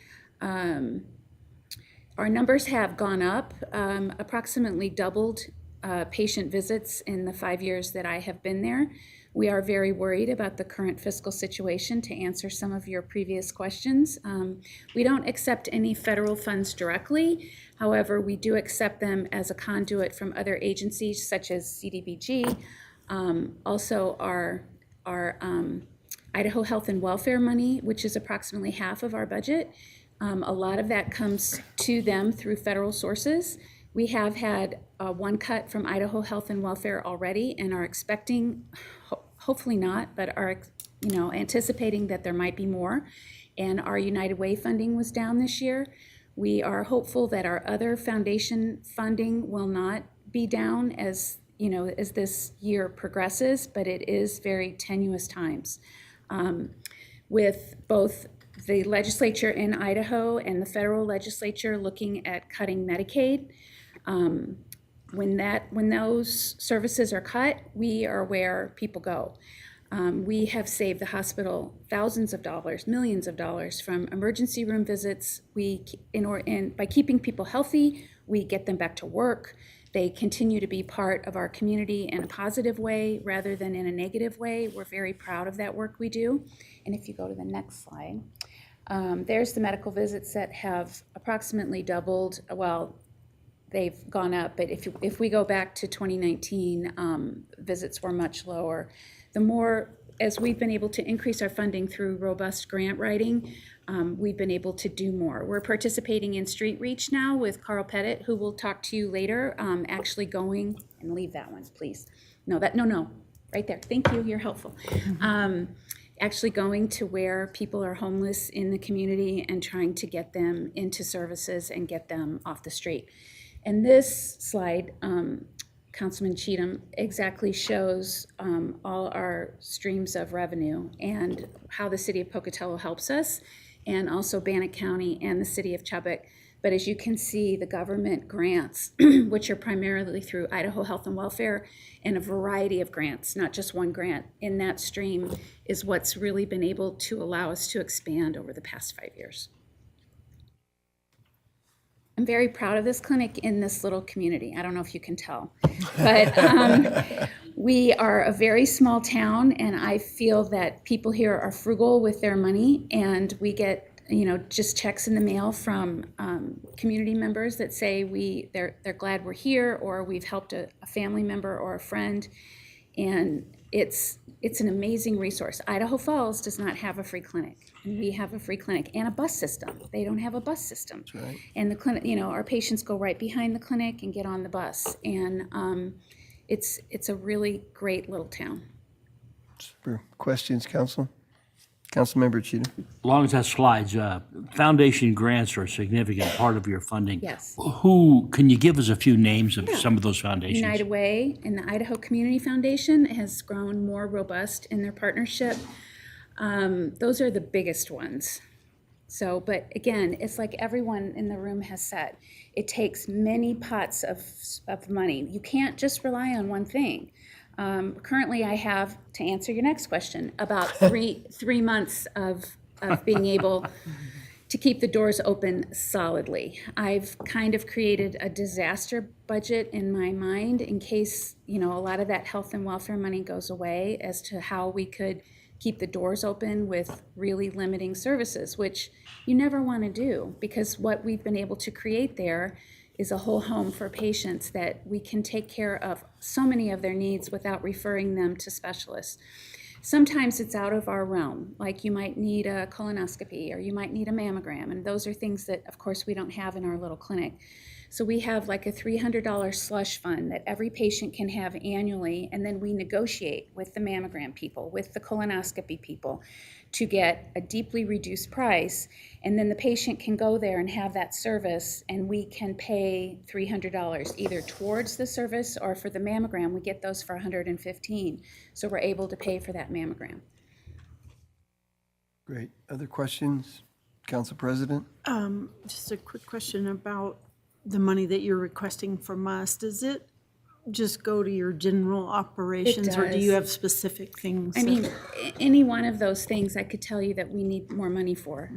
What's great about the city of Pocatello and some other funding is that we can use it to fill in places where, as someone else said, grants want you to create lots of times a new project, and that takes more funding and more people. And so you can't always do that because they won't pay for the person sometimes, but they want you to run a program. And so what you find is when you're doing your budget, you've got holes of things that you need, but you can't, like rent. Most grants will not pay for rent. They don't like to pay for people. Sometimes they do, but they don't. But people, if I don't have a physician or a PA, I don't have a clinic. So those funds, allow me to pay for things that I can't cover in other ways.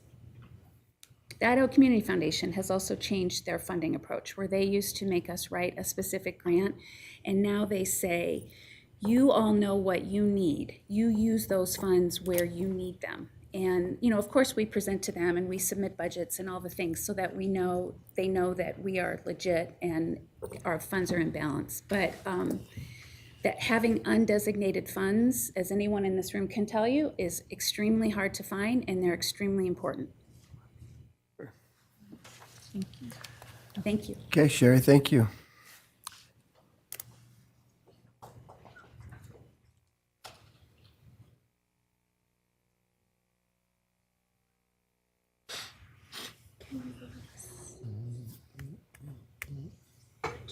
Good morning. My name is Mariah Mikowski. My husband Brian and I are the ministry leaders at the Salvation Army here in Pocatello. I'm gonna cut to the chase a little bit. We've been here, the Salvation Army has been here in Pocatello since 1897. So we are coming up on our 130th anniversary. And for that amount of time, we have almost always had a hot meal program at our facility, wherever it was in the city. We are requesting funding to maintain our part-time cook position that we already have. It is a position that is really vital to our programs and what we do on a day-to-day basis. The position for a whole year is about $25,000. That's with benefits and everything. We are looking for any amount of funding to go towards that. This person serves and prepares daily meals, cleans up, gets ready, preps for the next day. In addition to those food programs, also goes and picks up food donations from throughout the community, brings them in, distributes to our clients. This position is also utilized at Christmas time by picking up toy donations, bringing them in, helping us distribute. So just this part-time position is 1/4 of our staff at the Salvation Army. It's myself, my husband, and 2 other people. And so they are a vital resource to what we do every single day at the Salvation Army. If you go to the last slide, please. Thank you. With any additional funding that we could have from a grant, we could use community donations more in the way that people in the community want them to be used for, instead of just going to our employee costs or our operational costs. We can use them to directly buy food, to directly help people pay their bills, to directly buy toys to give out at Christmas time. More of what the average community member is looking for, and we don't have to pull from those donations to pay employees and pay to keep lights on. Just to answer some questions about current funding that we already have. The Salvation Army in Pocatello, as of right now, does not receive any federal grant funding, and we have not in the recent years received funding from the city of Pocatello. I will be honest with you, we have been mostly being maintained by our divisional headquarters, which operates out of Oregon. And we are really on a mission to find local funding and local major donors so that we can be a little more self-sustaining here in Pocatello, and we can further our operations and our assistance here in Pocatello. Councilmember Cheatham? Thank you, Mr. Mayor. So this organization, the local Salvation Army, is not self-supporting. No, not at this time. How great is that deficit? Very great. Can you put a number on it? I can, over 400,000. Wow. Any other questions? I might add very quickly, and then Mariah, I'll let you step down. Salvation Army has been a vital role in working with the city Salvation Army and the Carl's group. What are you, Carl? Valley Mission. Thank you. What are you? With Valley Mission, with Valley Mission and warming shelters in the wintertime and cooling shelters in the summertime, a vital part of for our community, and so just been a great community asset and a great partner. So thank you, Mariah. Thank you, Can I sir. ask one quick question? Okay, Linda has a quick question. I do, promise. Is there any chance that the parent organization that's been supporting you would not anymore? I mean, are you in? It is always a possibility. It could. So my husband and I have been in this role for about 6 months now. We got here November of last year. We have been pressed upon us and taken it upon ourselves to aggressively search for local funding because it just hasn't been something that's been done in the past. So it is always a huge possibility, and especially because the Salvation Army has such a history and in Pocatello and from the year to year with warming shelters and cooling shelters and things like that, we're able to offer these vital services. We don't want those things to go away. So we really have been aggressively searching for local funding resources so that that won't happen. And is there a risk that if that were to happen, that you would be shut down? I don't know about shut down totally, downsized probably in a huge capacity. I have seen it before where it's been shut down totally, but I don't make those decisions, so I can't speak on that. Thank you. Super. Mariah, thank you. Whoa. Councilmember Mangum. Thank you. So is the request for the 25,000 to compensate for this part-time cook, or what specifically is the ask? That is the compensation that we need for a full year of a part-time cook, yes. Okay. That's what we're requesting. Thank you. Thank you all.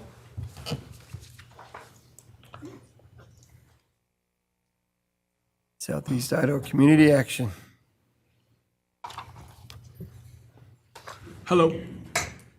My name is Joe Borich. I am the CEO of SICA. I don't know if it's a good thing or a bad thing, but our director usually comes and does the ask, so you got me. Happy Monday. Welcome to it. So I cleaned up nice and shaved, ready to go. This program, or our ask, is to re-ask for the funds that you give us for our Meals on Wheels program specifically. So this isn't to all of the programs that we run. This is directly just for Meals on Wheels. Obviously, what Meals on Wheels, we do four-day delivery to hot meals to homebound seniors in Pocatello, Chubbuck, and Ingham. Obviously, we drop off frozen or ready to serve meals on Friday, so they have them through the weekends. But this is really a population that is not seen. So this is homebound seniors. So as I have been part of this organization now for 2.5 years, going and I know some of you have done it. One of the most humbling things that you can do is go along with our drivers and see what they see every day, because it's a population that can't leave their home. So I feel like this is a voice that we have to make sure that they get a hot meal. And of course, it is the meal, but it's not about the meal. We know that loneliness and isolation has become a major problem. You see all the numbers as you go right now. I think in the next couple of years, there'll be more people 65 or older than there will be under that. So it's something that we have to continue to address. Obviously, looking at the the loneliness and isolation numbers, because a lot of these people, the only person they see all day is our driver. That's the only person that they see. And so just the connection that they have. Across the United States, the last numbers I saw was 28% of seniors live alone. And here in Idaho, I think it was in 2020, these numbers are 2022 numbers, 22% of all seniors live alone. So it gives our drivers a chance to touch base with them. In regards to costs and what we're looking for is, we did a study on what it actually costs, and I'm talking about all overhead. So I'm talking about the car, the salary, the whole deal. To get from door to door is about $15.50 a meal. Right now, a hot meal that we get, true hot meal, is $9.50, and that is continuing to rise. As we work with Chartwells, we're continuing to look at different sources where we can get those hot meals to cut those costs down. Right now, we are being reimbursed $4.25 through CCOG. So that's a remaining $5.25 per meal that is not covered, just in the meal. So not in the overhead, just in the meal. And external funding has been paying for the rest.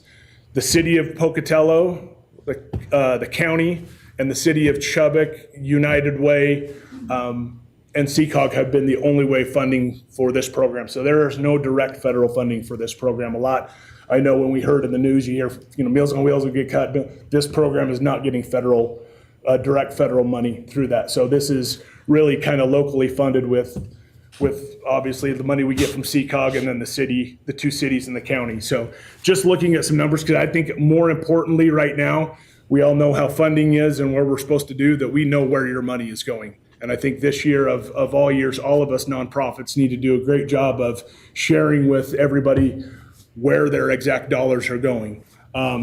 Looking at what we did numbers wise, the city of Pocatello, we had 121 clients. So we served, just in the city of Pocatello, 11,893 meals. And for the whole year, for the whole county, we did 14,401 meals. Okay, you can go to the next one. Okay, looking at where we spent your money.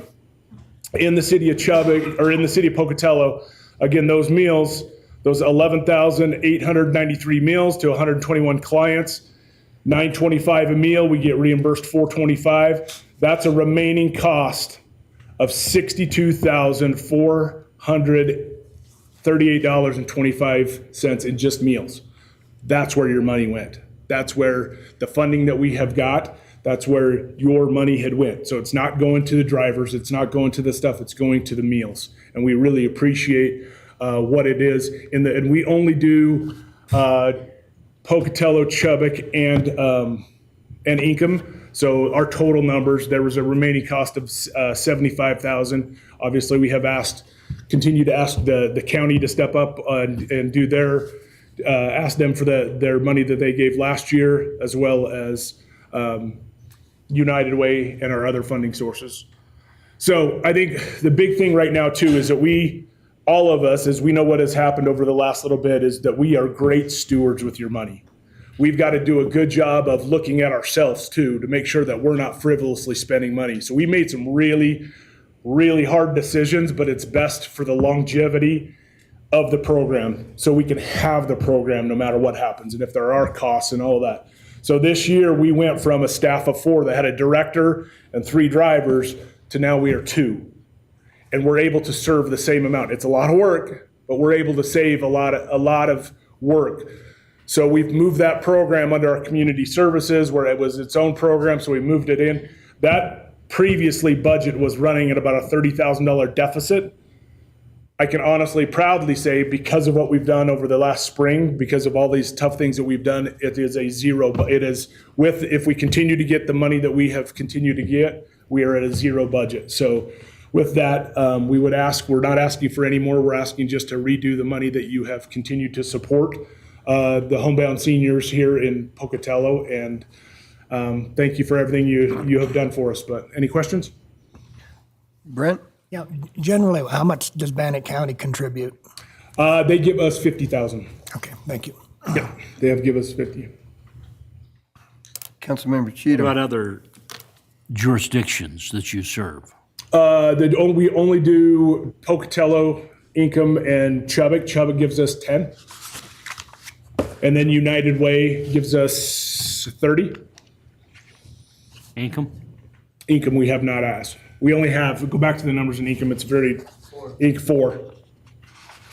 Four clients in Income. We have not asked. If I may Yeah. follow up, Mr. Mayor. 121 clients in Pocatello, are those all 121 served every week? Or is that a variety of clients throughout the Variety of year? clients, variety of different clients. So we could have some that get 4 days a week. We could have some that get 2 days a week.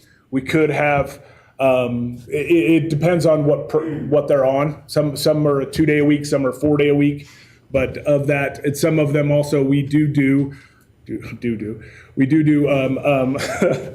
private pay. So where we do have a couple clients, not many, but we do have a handful of clients. We'll have maybe a son or daughter living in a different community that says, hey, let's make sure that they get their hot meal. So we'll go ahead and pay for that. And we charge them $10, enough for the meal. So you don't necessarily charge the seniors being served for the service? No, we don't. And none of this reflects delivery costs? None of that is delivery cost. None. That's meals only. Okay. Joe, thank you. You bet. Thank you.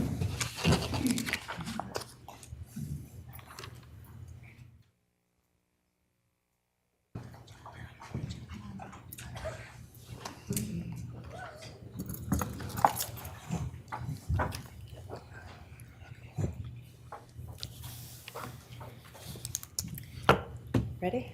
Go ahead. So I'm Tara Contreras. I'm the director of the Senior Activity Center. My name's Daryl Brown. I'm on the board.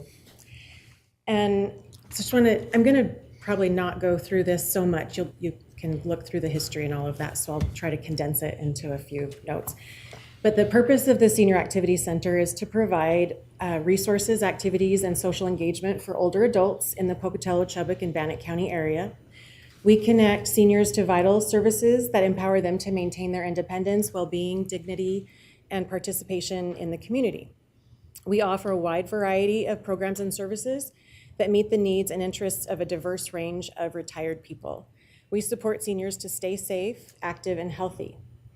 At the core of what we do is the Congregate Nutrition Program, and we're currently serving 1,500 meals a month over the 1,300 that we did this time last year. The benefit of the congregate meal, and if you'll go to page 11. Sure. The benefit of the congregate meal is to improve nutrition, and Sika kind of gave part of our, we serve the same population, our goals are very much the same. Improve nutrition, except for theirs are homebound, mine are mobile. We're not duplicated. No. Improved nutrition is that to receive nutritious, well-balanced meal on a regular basis focused on needs of older adults. We serve our meal Tuesday through Friday. We provide dietary variety. Older adults often living alone, which we know is a high percentage, may not want to prepare a well-balanced meal for themselves. Having variety is not only healthy, but enriches our well-being. We provide social connection. Social isolation can lead to loneliness and depression, and as well as high blood pressure and early onset dementia. Participating in the congregate meal allows participants to meet new people, nurture lasting relationships, and build a social support network. And we also provide greater food security. We help fill the gaps for many older adults. 54% of our participants report that they receive half of their daily intake from our one meal.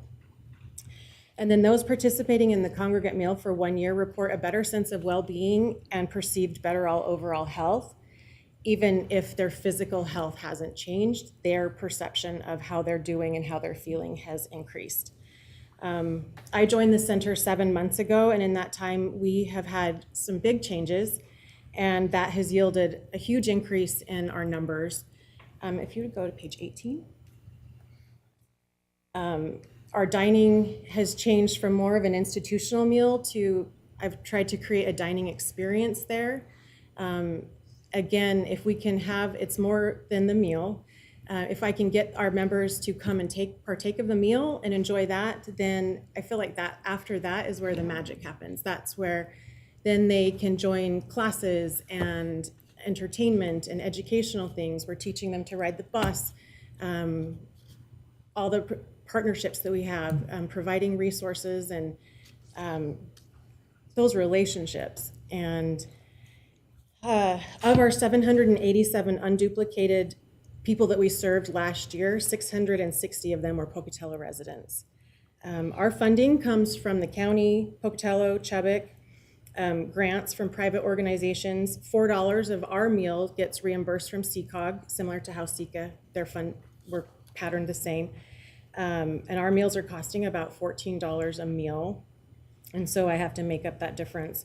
And we also have grants, private donations. We encourage our congregate to donate. It's a $6 suggested donation, but essentially it's a free meal that no one is ever turned away.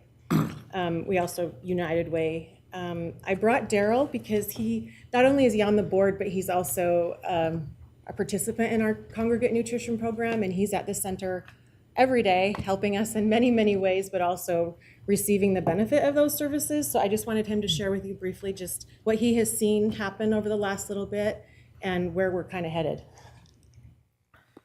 I think we're headed in a whole new direction.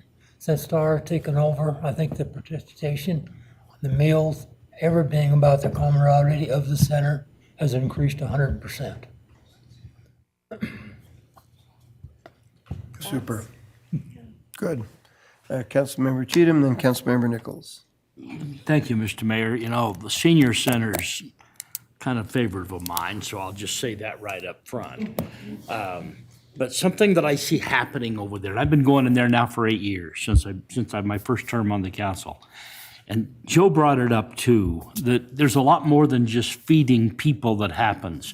I see people that I've known for 30 or 40 years, and they walk into that center and they look across the room and they see someone they know and people that they're gonna have a meal with, and they light up, their eyes sparkle, they quicken the step, and they have an experience that's way more than just eating a meal. And my father-in-law did Meals on Wheels for a short time, back when he was alive. And it was the highlight of his day. It really was, because we couldn't always get there every day to see him, but he knew that person was going to be there. Struggle he had was getting those frozen meals in a microwave or in the oven, because he couldn't get around that well on weekends. But that was another thing. I just think there's some magic that happens when you put people of this age group who are isolated. The kids are grown and gone. There's nobody left. Their friends have died. The neighborhood's different. They don't have that social interaction anymore. And what these two programs do for our community is immeasurable. Agreed. Council President Lurick. It's hard to follow that, but because my question is maybe not quite so positive. But Councilmember Cheatham has mentioned with the suggested donation that a lot of people don't donate. And I understand what you said about, like, some can't afford to and need a meal and nobody would be turned away. But are you working on ways to encourage people who can donate to donate? Yes, I think the perception has been, it's been kind of broadcast as a free meal. Mm-hmm. And so even those that could donate haven't so much, because they just were told it was a free meal. Mm-hmm. So I've been trying to change the, not marketing, but the education of what that is. But also, and this is interesting, I've had so many people come up to me and say that prior to my arrival and prior to some of the changes that were made, that the free meal wasn't worth free. Those are the things I've been said. Because they felt the meal was more institutional. I think Daryl can speak to that. It was not appealing visually. It was a meal and it checked the boxes, but it didn't drive people there. It didn't make you want to be there. We've made a lot of changes that way. We've changed the dining room. We've changed the look of the meal, the quality of the meal, the serving site, making the servings an actual serving. And I've had so many people say, I've never donated before, I'm donating now. because they see why they need to, and they have seen the change in the center overall. The mayor has been there. The energy in the room, it's vibrant. People are arriving 2 hours early and staying an hour after serving time. We've opened up a self-serve coffee station where they can just come and socialize and just be there. So it's not just the meal that they're coming for now, they're coming for everything. So now that we've changed that, people are wanting to donate. And then we're looking at putting up like table tents. The cost of this meal is $14. X amount is $4 is reimbursed. The way donations are taken, it's supposed to be private, but it doesn't feel that way because you're in a line and people are kind of behind you. So we're finding other ways to do that. And then also just the education, sending out information, our newsletter, and that type of thing. Thank you. Super. Okay, Tara, thank you. Thank you. Daryl, thanks Come for have being lunch here. with us. Thank you. St. Vincent de Paul. Good morning. Thank you for your time. I am Beth Houston, store manager for St. Vincent de Paul. I've been with the organization about 7 years. And our ask is for $5,000. And it's just part of many fundraising efforts we've been doing more and more and more every year to just sustain our social programs. So that first one was just that we served 13,000 people in need. We have a lot of different services, so not all of it is financial assistance, but and approximately 75% of those folks were from Pocatello. And we can skip some of the our history and stuff. We have been around for forever. The building we're in, we've been in since '05 and we own it, and I know we've been many years before that. So, but some detail about our social services. We serve about 100 to 125 households a week, which it comes to about 11,000 people last year in our food pantry. We also do financial assistance in the form of cash and gas vouchers and bus tickets, cell phones. We did about 1,000 households there. And then we offer vouchers for free items like clothing, furniture, linens, bikes, backpacks, some of my favorite things. I love donating backpacks and bikes. I think they're really helpful, and I love that we can do that. So that's about 900 individuals, and then we have a thrift store. And I think, honestly, that's one of our social services, to be honest, to be able to have the dignity to shop for yourself, for your household needs, your clothing, your children, whatever you need, and we have all of that available. In the thrift store, a lot of times people wonder about the thrift store, and it basically pays our bills. It pays our payroll, and it pays keeps the lights on, keeps the doors open. It is not our social services program, so that's just kind of a interesting fact. How are we funded then? Well, we're funded by grants. We do get the federal CDBG money, but we've never asked for this grant before, but that is our only other government funding. Everything else is private. Grants, individual donations, and about $400 a month from a church subsidy. And then the way we work is we pay the individual who come to us in need, anybody who comes to us in need, we pay their vendor, Mr. Cheatham, for rent, $200, up to about $200, or Idaho Power or something like that. We usually help about 30 households a month doing it that way. And unfortunately, we do turn away about 2/3 more. I don't have an exact count, but I'm answering the phone constantly. Do you have any money for rent? No, we don't. No, we don't. No, we don't. We do write grants throughout the year to sustain our program. I think we've already written 9 this year. And we do notice a great rise and increase since, just especially in recent years. But and I do want to stress the fact that we are one of the few left in town that help with rent. So we also do all these other financial assistance, but rent also, and we're like the last ones on the dock. Hey, do you guys have any money for rent? So that's why we turn away so many. So the way we do it is we just allocate a portion of our funding at the beginning of every month. You'll definitely hear a lot of calls towards the end of the month because we're out. Unfortunately, it's not very dignified. People stand in line about 2 to 3 hours for that money. The need is definitely greater than we have funds for. We have a social worker that interviews them in their home, in the office in that line. We also do home visits. We go into their home, sit down at their level, listen to their story. They want to tell you their story. We often find in those home visits other needs that they have that they didn't even ask for. Maybe their cupboards are bare, their kids have no shoes on and it's January or something like that. So we're really thankful that we have a kind of a lot of different services that we can offer. So we can offer a voucher at that time for clothing, or, you know, a food gift card or something like that. We do gather some of their demographic data, proof of income, copy of the bill to be paid, the proof of income. You know, obviously some of our data gathering is because of CDBG. And then the home visits that I mentioned, that's really a core tenet of St. Vincent de Paul Society. We are unique in that way.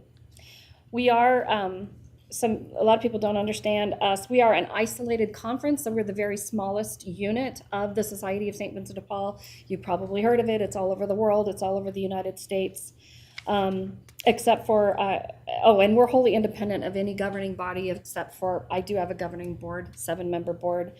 I only employ about 8 part-time people. I have about 30 or 40 regular volunteers. Takes a lot to do the job. I love the fact that we have the freedom to fund any basic necessity. Lots of great stories there. People come in and they need tires, and I've funded tires. I've funded, propane in the winter in their trailers, broken water heaters, in addition to rent, utilities, medical bills. We do cell phones. We give people cell phones who just come out of prison.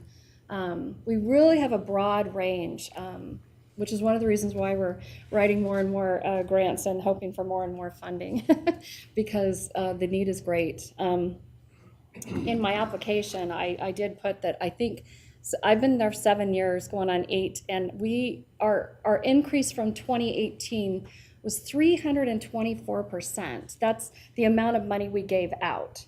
And I think it's partially explained because, thanks be to God, we've been getting funding from our friends in this community and other grants and CDBG money, but in addition to the need. So obviously, if you have more funding, they're going to keep coming because the need is there. We don't make hardly any money, as you can see at the last line there. And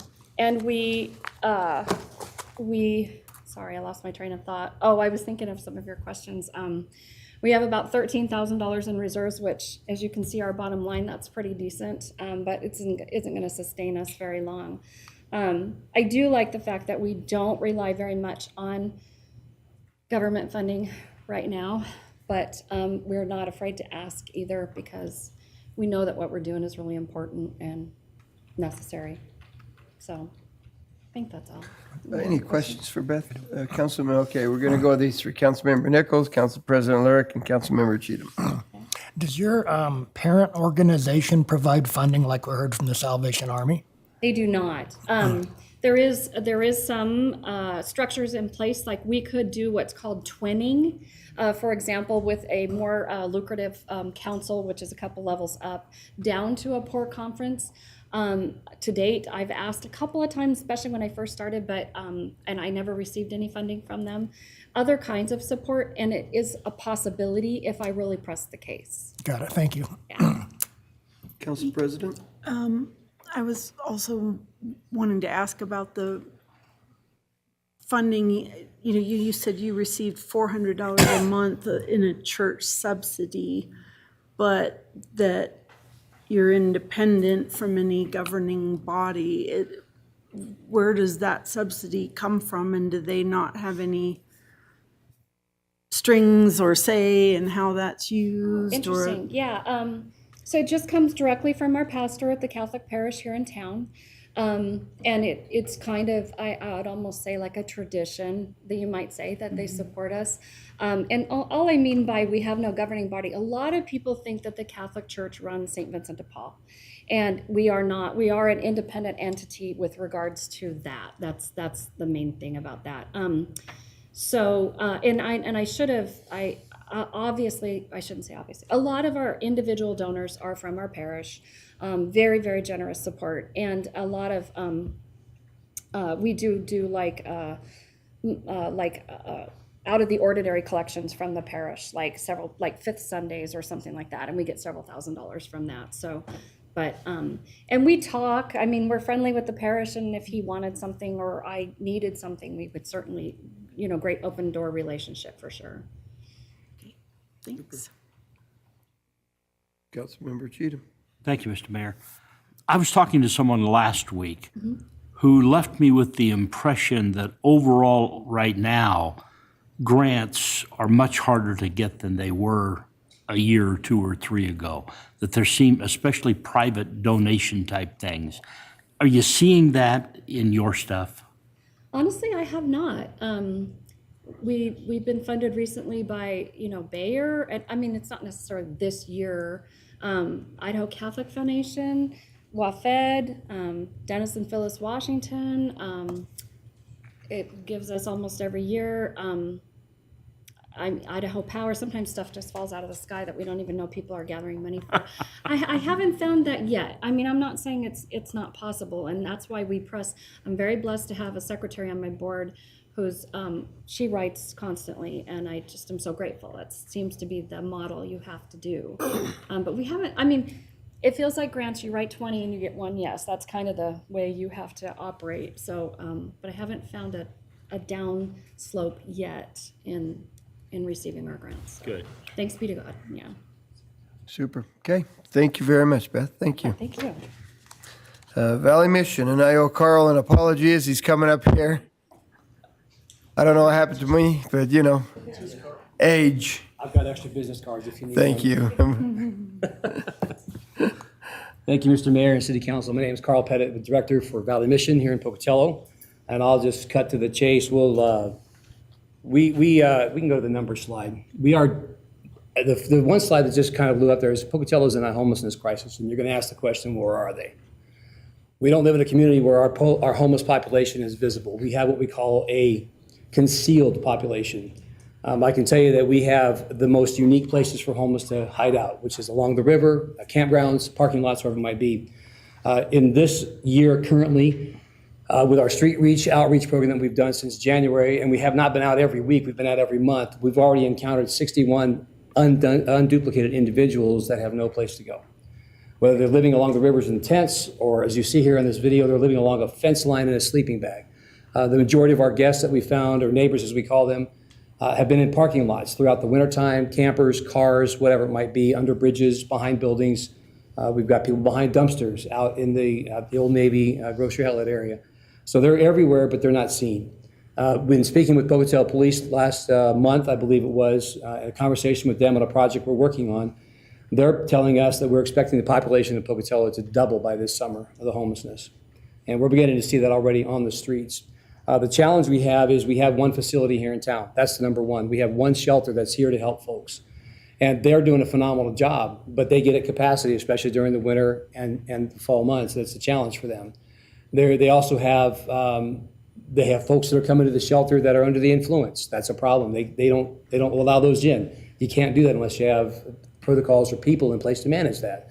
What we're also discovering is the 141 represents the number of people that have been on the streets on average, the amount of people that are on the streets on average in our community.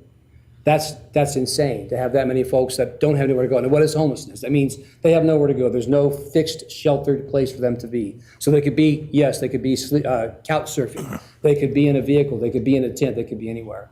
34 represents the number of available housing units for every 100 individuals in the community. So hearing Jared talk about his program coming up gives us hope and gives us a chance to see some things turn around. 13.9% is the poverty level here in our community. The state average is 11%. The national average is 10%. So you can see our poverty level is increasing. In our food pantry service alone, we've seen an increase in those numbers dramatically. Last year alone, serving 8,400 households, which is 36,000 individuals. That number is just continuing to grow. We're seeing that again this year.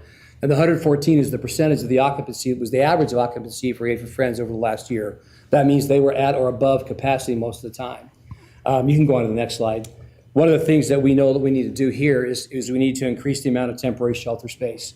We've got to have some more space to get people in. There are folks that come in to shelter space that may be under the influence. How are we going to manage that? We have protocols and policies already established to put in place to manage those. We have people that come that may have warrant issues. We have policies and procedures in place to help mitigate that. We have folks that are coming without an ID, or maybe they have a record of maybe they've been at Aid for Friends already and they've already extended their 90-day time. They need somewhere else to go. We are also that place.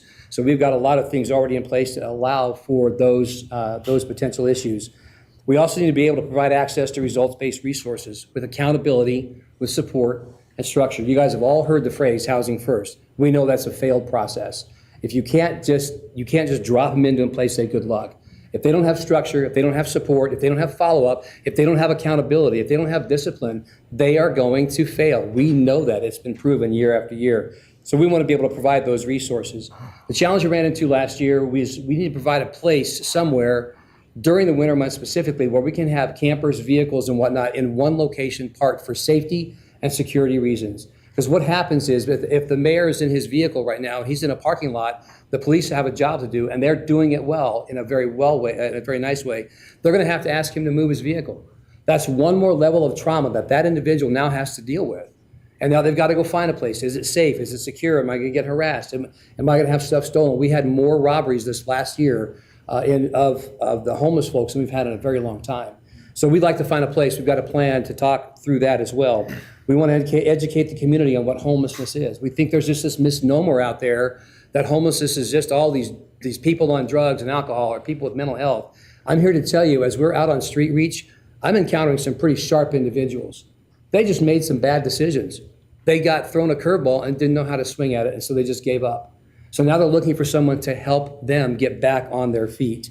I'm encouraged by Housing Alliance to say they want to build safe, clean, affordable housing. Great, let's bring them to our program, Valley Mission's 6-month transformation living program. Get them educated, get them encouraged, send them out with a life coach for a full year so that when they go to Jared's new place, they've got not only a place to go, but they've got wraparound supportive services that will carry them through to a successful and hopefully beneficial life for our community. I was sharing with the county just last week that one of the doctors that came and visited our facility last week told me that he estimates per every individual you get off the streets, this is from his perspective, that where the city is saving $250,000 a year in medical costs alone per one individual. ER rooms, visits, follow-up, medical, the works. That floored me. We might have a solution for that with our facility. With the completion of our phase 2, as you know, we've purchased the Metro Gym over on Arthur. With the completion of phase 2, that will give us the space for our 16-bed emergency shelters, with the addition to add additional 20 spaces in our dining area if we have that need. The beauty of this whole piece is Valley Mission is working with 17 other nonprofits and organizations and churches to make all of these services available. So from life coaching, counseling, life skills training, everything that they're going to need, counseling and more, it's all going to be under one roof. So as the mayor's in the program, he's getting his stuff done, he gets out of his bed in the morning, walks down the hall, goes down to the conference center, gets his coaching, gets his counseling, gets his training, gets on to whatever he's got to do, whether it's work, whether it's relationship building, whether it's conflict resolution, conflict management, whatever it might be. That is what we're striving to do. We're asking the city to support our phase 2 of this project right now to help us get the funding. We are in construction. I can tell you that as of the end of May, we have received and spent $1.3 million toward the cost of this project. We do not go into debt. As we get the funds, we go on to the next project and we build that. As we get more funds, we go to the next piece. And so we are looking to see if we can get that supported going forward. Questions? Okay, we've got Councilmember Cheatham, Councilmember Nichols. Thank you, Mr. Mayor. 24% is from grants. 24%, I meant to put that in there. Funding is from grants that are private or foundational. We take $0 from federal or state. 76% of our funding comes from this community, whether it's family foundations, whether it's Idaho Gives or Avenues for Hope. Murdoch Charitable Trust was one of our biggest donors in our grant side, as well as Idaho Community Foundation, United Way. We've also worked with Ashland Grove Cement Company and several others. We've been receiving funding from some of the INL, I think it's Pocatello Energy, out of the site as well. I wanted to get ahead of that. My question, the last time we talked a couple of weeks ago when I visited your facility, you were ready for sprinkler systems. Did you find a contractor? We finally found a contractor about a week and a half ago. I've met with that individual. The lovely surprise on that is our budget went from 90,000 to between 125 and 150. So yay. But yeah, and the good news about that came with that was his availability was 3 to 4 weeks to start, as opposed to 6 to 9 months. Good. So a company out of Idaho Falls, and the company you recommended is also in the mix of that right now with the proposal. We just haven't seen it yet. Super. Councilmember Nichols. Yes, sir. Did I understand your previous slide that at any point in time, there would be 141 people homeless in Pocatello on average? On average a night. Wow. Okay, thank you. No idea. Yeah. So where are they is the question, right? Yeah. Anytime you want to go with me on a street reach, I would invite you. Our street outreach team goes out every week and we go to the homeless encampments. I can tell you of those 61 that we've encountered right now, we have only been in the northwest part of community because that's where the most of them are. But we also are hearing from Parks and Rec, Fish and Game, U.S. Forest Service. The campgrounds are now getting busy, and that's where the families are showing up. So they're allowed to stay there for 14 days before they have to move. So we'll be into that neck of the woods, pardon the pun, very quickly. Good, thank you. Councilmember Cheatham. So that, I would presume that number varies by season? It does. How dramatically does that move? The numbers last year were about double, summer to the fall, winter. And it's not just single individuals, it's whole families. Most of the folks we're encountering are single individuals, sometimes couples. We don't see a lot of families out in the community. There's a little bit more support out there for them. And even we get that asked a lot, is Valley Mission going to have space for families? We're not going to be able to do that. A lot of hoops to jump through for that. We have seen probably out of the 61, I think only one of those was a family, and the family was a mom and 2 adult kids. And that was pretty much it. Yeah. Council President Lyric. You said, I think, 24% of your funding is from grants? Yes, ma'am. What are some examples of grants that you get? So we received a grant from Murdoch Charitable Trust for $300,000. These are specifically grants for construction costs, for building costs. That's been the majority of what we receive funding-wise, the largest one. But we've had everything from $10,000 to $50,000 come in from different organizations, foundations. Like we have Kentucky Fried Wishes does a thing every year. Idaho Community Foundation was, I think we're about 30 or 40,000 from them. And it's just a variety. And some of them, I mean, obviously in the grant writing world, as we've heard today, you get a little bit here and you get a little bit here, and the pile eventually fills up. It just takes time. I do know that once we get open and operational, the funding for program grants is in the millions of dollars. It just takes time to write them. As Beth just said, you write 20 and you get one. Sometimes it's a little bit better odds than that. But our challenge for programming grants right now is that we don't have a lot of data because we aren't doing a lot of program beyond food pantry and street reach.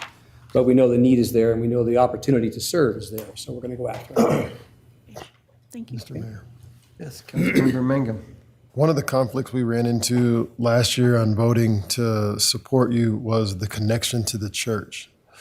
And so if you could touch on that, because I understand you guys are connected but separate, and you're your own 501c3.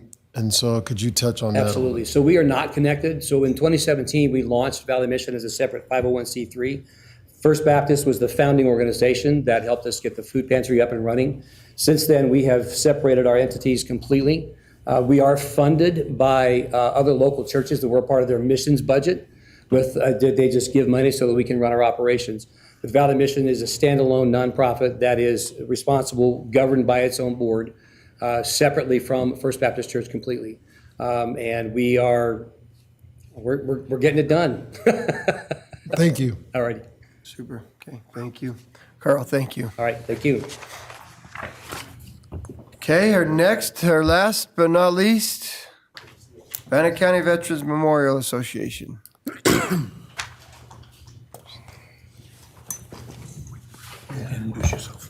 How's it going? Yeah. Good. Thank you for having us. I'm Miguel Dominic. I'm the building historian for the Veterans Memorial Building. I'm Phil Clifton. I'm Vice President of the association. Apologize for President not being here, but she's a new grandma in North Carolina. So we have 5 board members in that building, and then we also have 15 different veteran service organizations that use that building.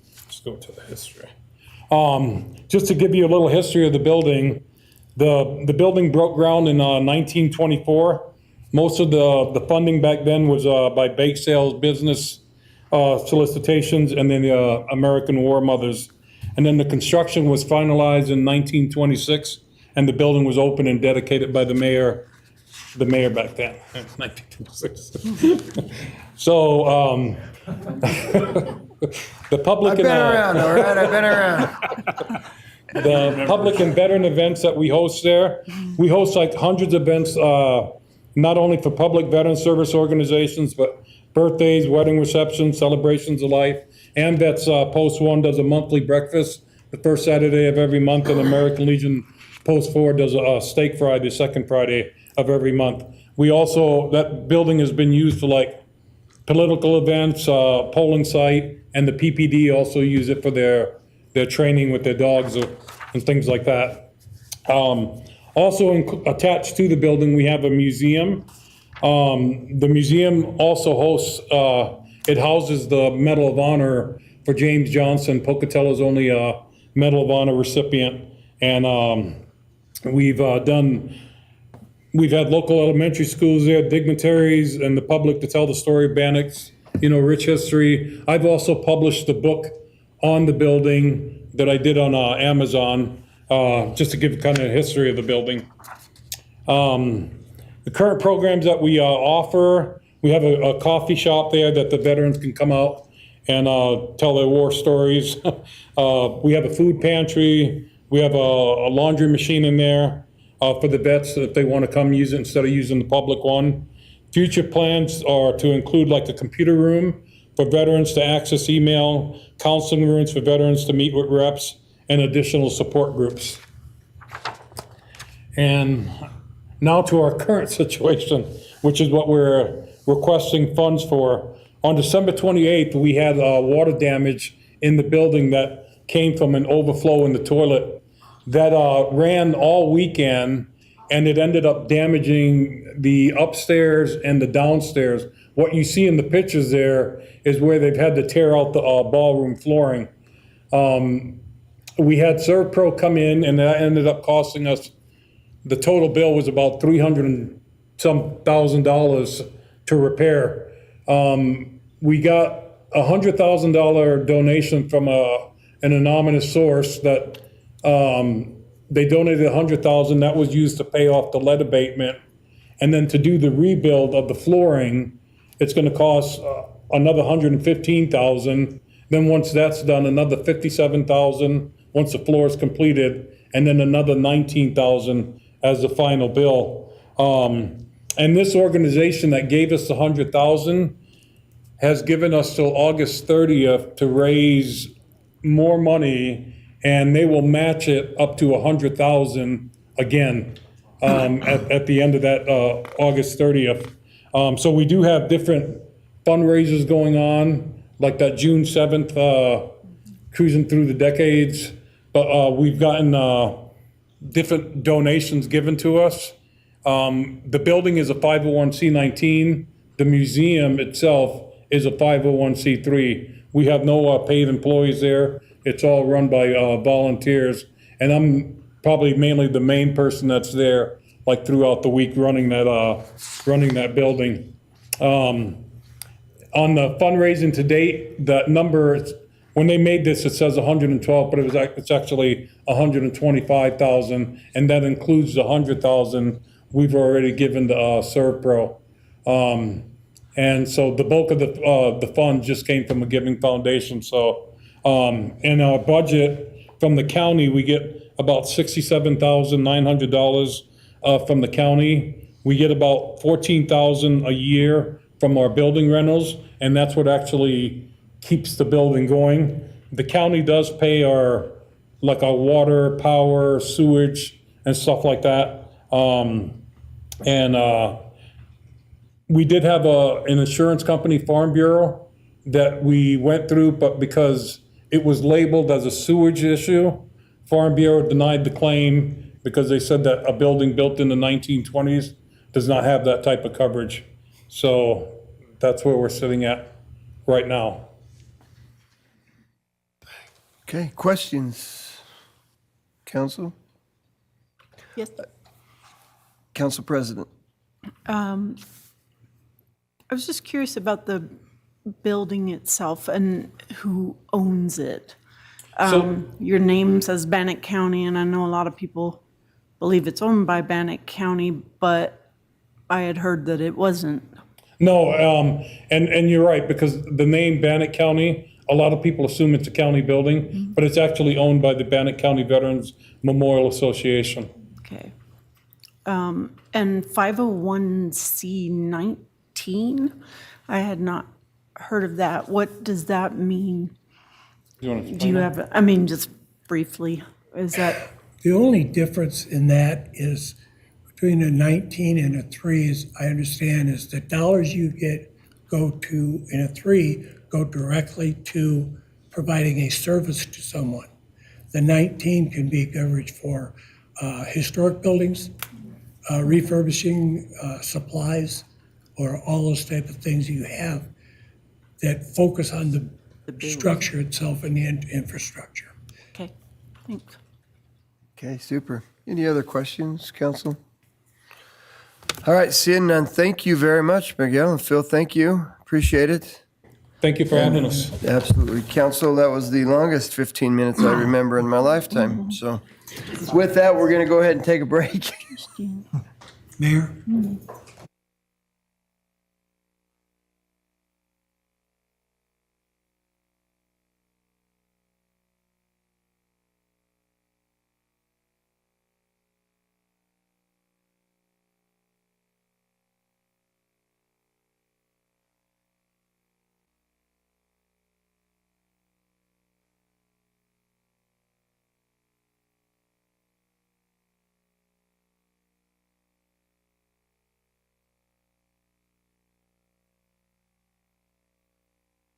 Good, barely morning. Good morning. Thank you for joining us after our break.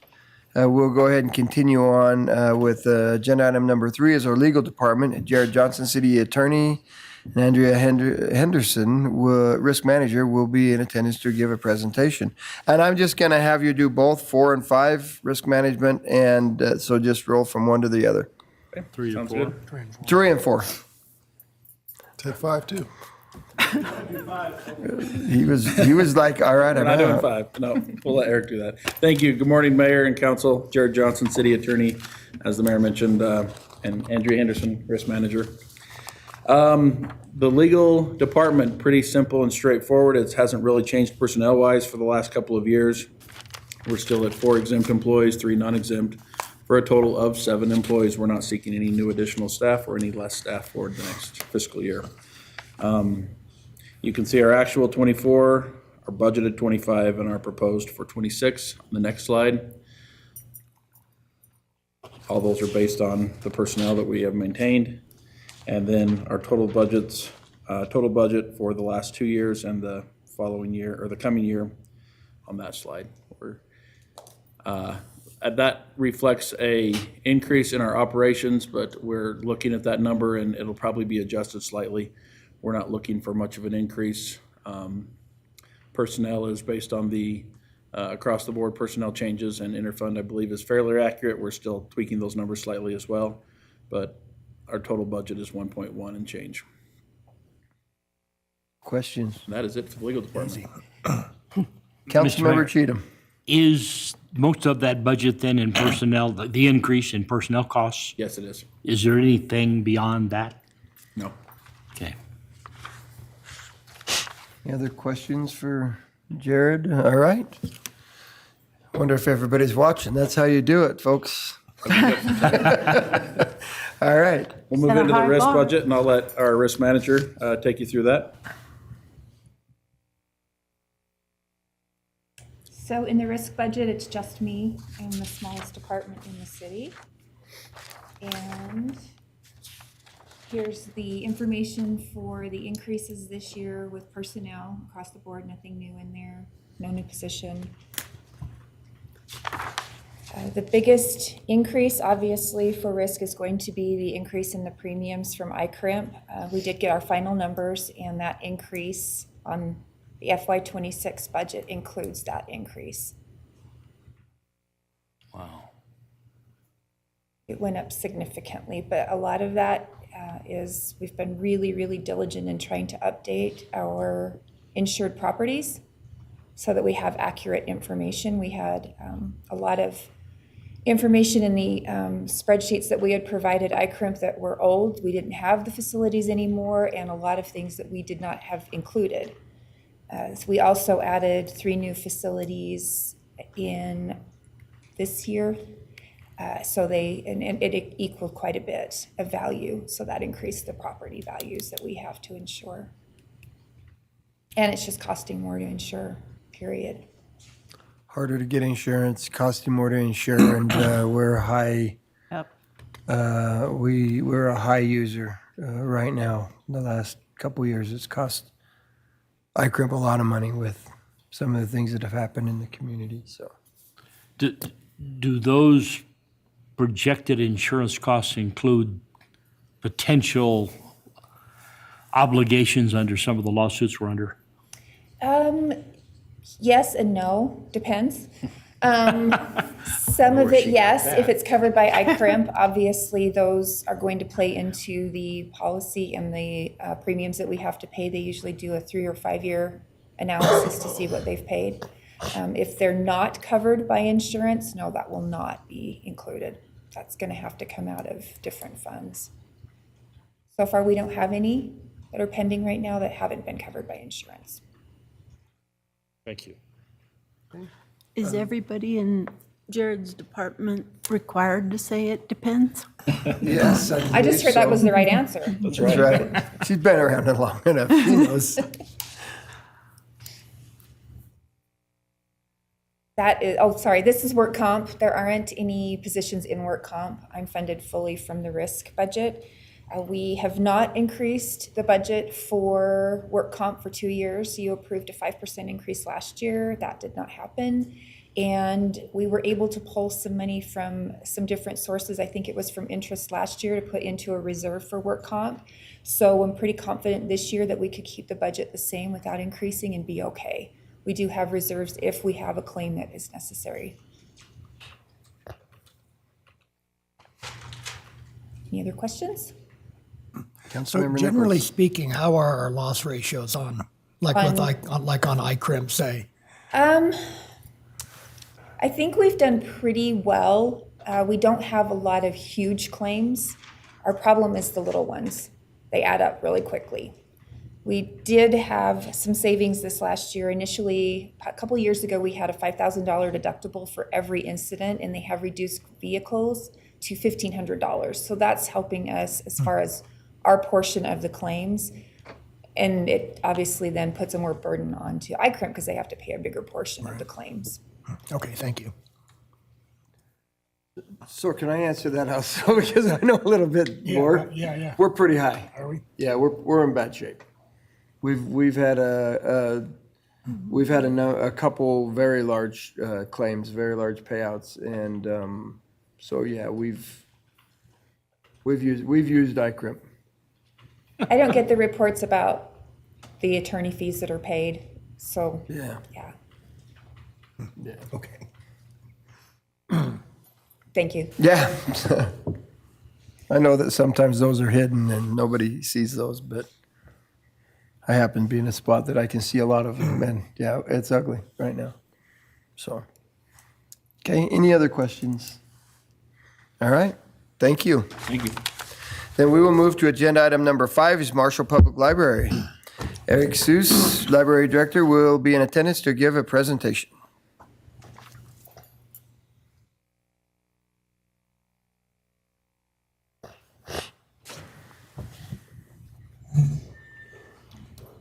Morning, still, Mayor and Council. I'm Eric Seuss, the Director of Marshall Public Seuss. Library. That's right. Yeah, I always think it's a missed opportunity. Yeah. Well, you know, if I had my doctorate, I'd be really good there. That's right.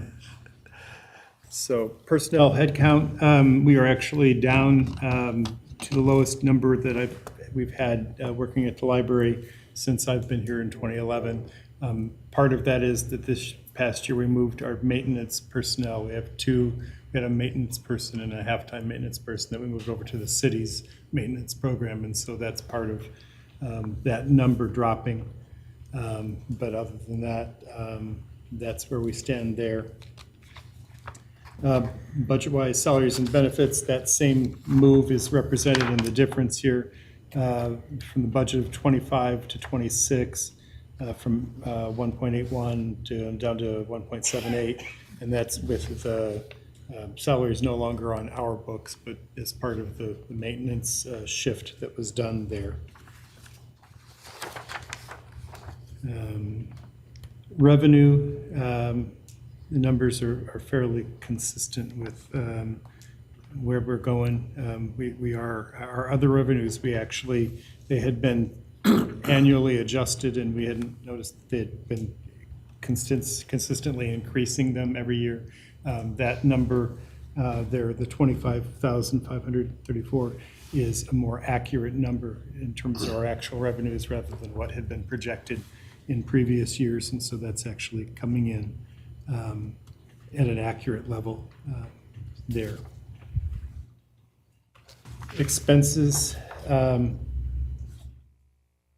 Right now, 76% of our budget is out of personnel. 13.7 is our operations budget, and the other 10.3% is from interfund charges. So in terms of things that we can directly control, that's about 13.7% of the budget. The interfund percentage has consistently increased. It's gone up a little bit more this year because part of that is the maintenance thing. Again, as we moved it over to that money, then rather than being salary and benefits, becomes a maintenance or an interfund charge for us.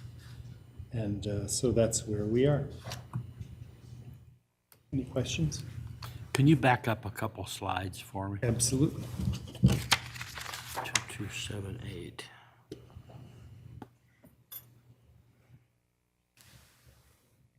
Questions for Eric?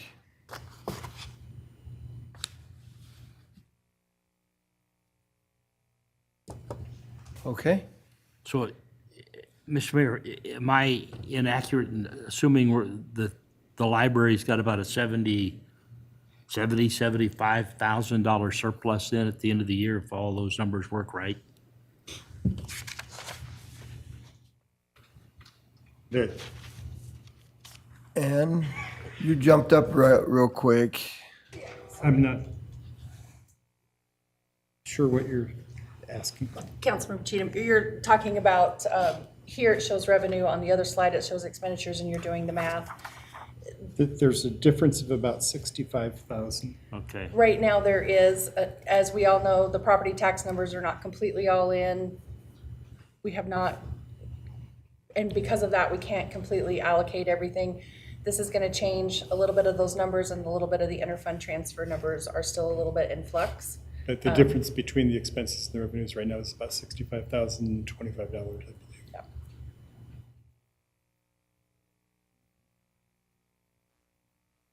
So it is showing more expenses right now than it is revenue, but that will be fixed. We will be discussing that next week. Does that answer your question there? Looking at it backwards. Well, backwards. It will still be fixed, so it will be balanced. Okay. But more, I'm trying to read upside down and sideways right over here. But yes, those numbers are but you said still a little in flux. surplus. More, It's more actually a deficit. expenses than Yeah. More revenues would expenses not be a than surplus. revenues, so it's Okay. actually a deficit of 65,000. Yeah. At some point in time, we have to stop and publish so that you have something to look at. But again, because of property tax revenues, still not knowing exactly how much we're getting for new construction, we're getting for annexation, we're getting for possibly those tax abatements closing, those types of things, those numbers will be in flux. 65,000 is, actually, I'm showing it's less than what Eric has as far as being out of balance. We'll be fine. Those numbers will help correct that. And we'll work together to figure out how to do that. Okay. Okay. Makes sense. Then, thank you, Ann. Okay, any other questions for Eric before he runs off? I Don't probably see won't any. run. I'll just walk, because that's what we're doing these days.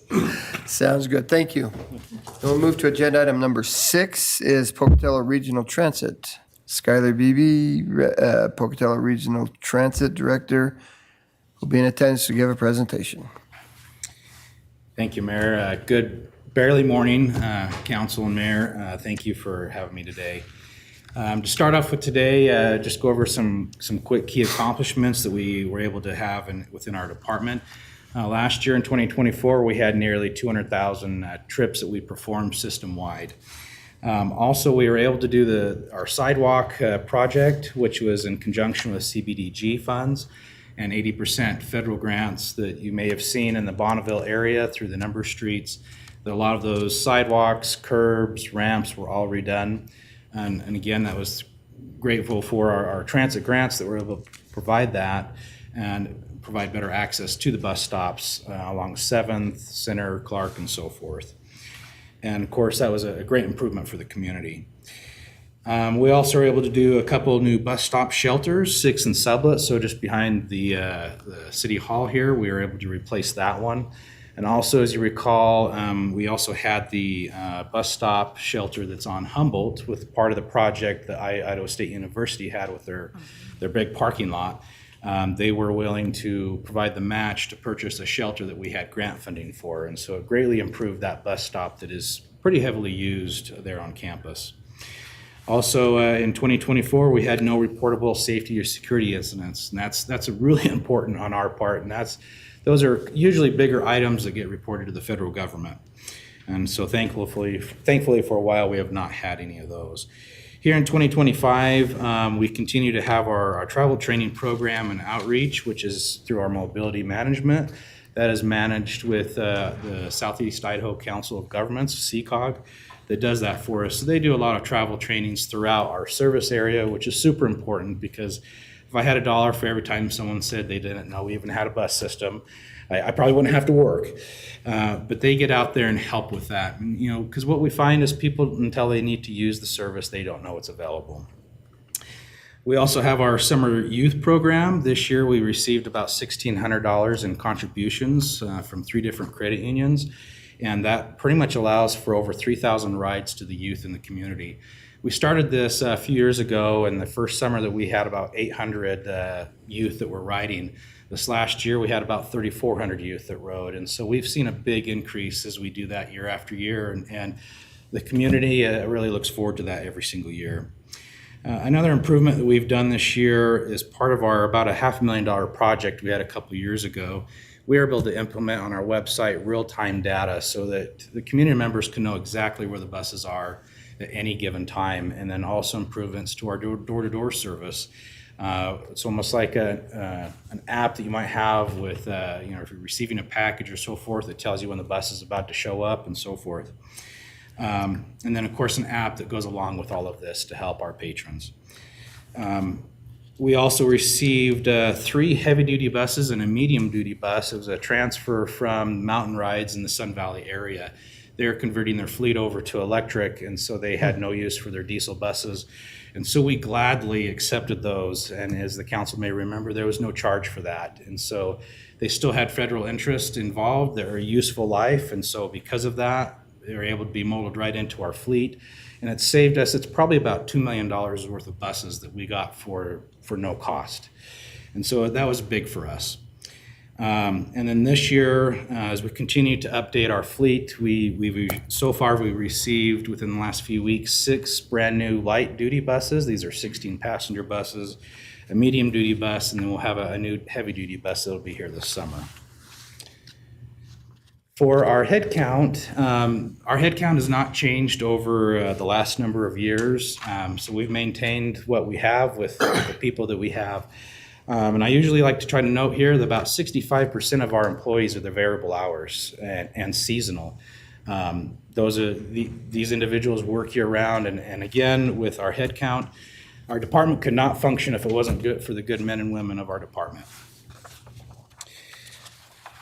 Salaries and benefits, you can kind of see the normal kind of steady increases that we experience year after year.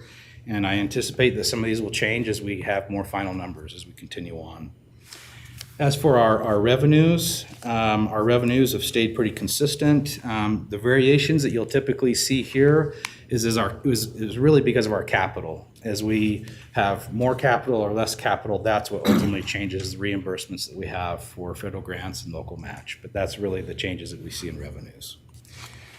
For our expenditures and expenses, though we are asking for just shy of the 3% increase. This really is to help us with the maintenance costs that we really don't have control over, the cost of filters, the cost of everything that has significantly changed. And then fees, dues that we also don't have control over as we go through each of those. And just to give an idea, so in the urban program, so the Fund 9, and I should have mentioned this earlier, but the Fund 008, that is our rural program where no city funds are utilized. And then our Fund 009, Fund 9, that is our urban program where city funds are used.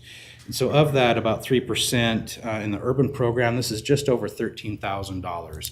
And with our grants and so forth, that's a commitment for the city of about $6,700. Our capital projects, we've done a lot of capital projects, primarily replacing buses because we've had a very, very tired fleet. For fiscal year 26, we are looking to receive about 6 more cutaway buses, and that's going to put our fleet in a very good way from what we've had in the past. And again, these capital projects are typically always 80% funded, and a lot of our vehicles are now changing to an 85% federal grant funded. And then with the sidewalk project, these are funds, you'll see this happened in fiscal year 24, 25, 26. These are funds that we received from Idaho Falls because they could not utilize it, primarily during the time that they didn't have the transit system up there. And so we've been able to, in conjunction with CBDG, utilize these funds for sidewalk improvements, for better access for community members to the bus stops and so forth. And so this year as well as next year, and you'll see the increase each year because each year had an increase of federal amount. And so this year and next is the focus is with the Old Town area.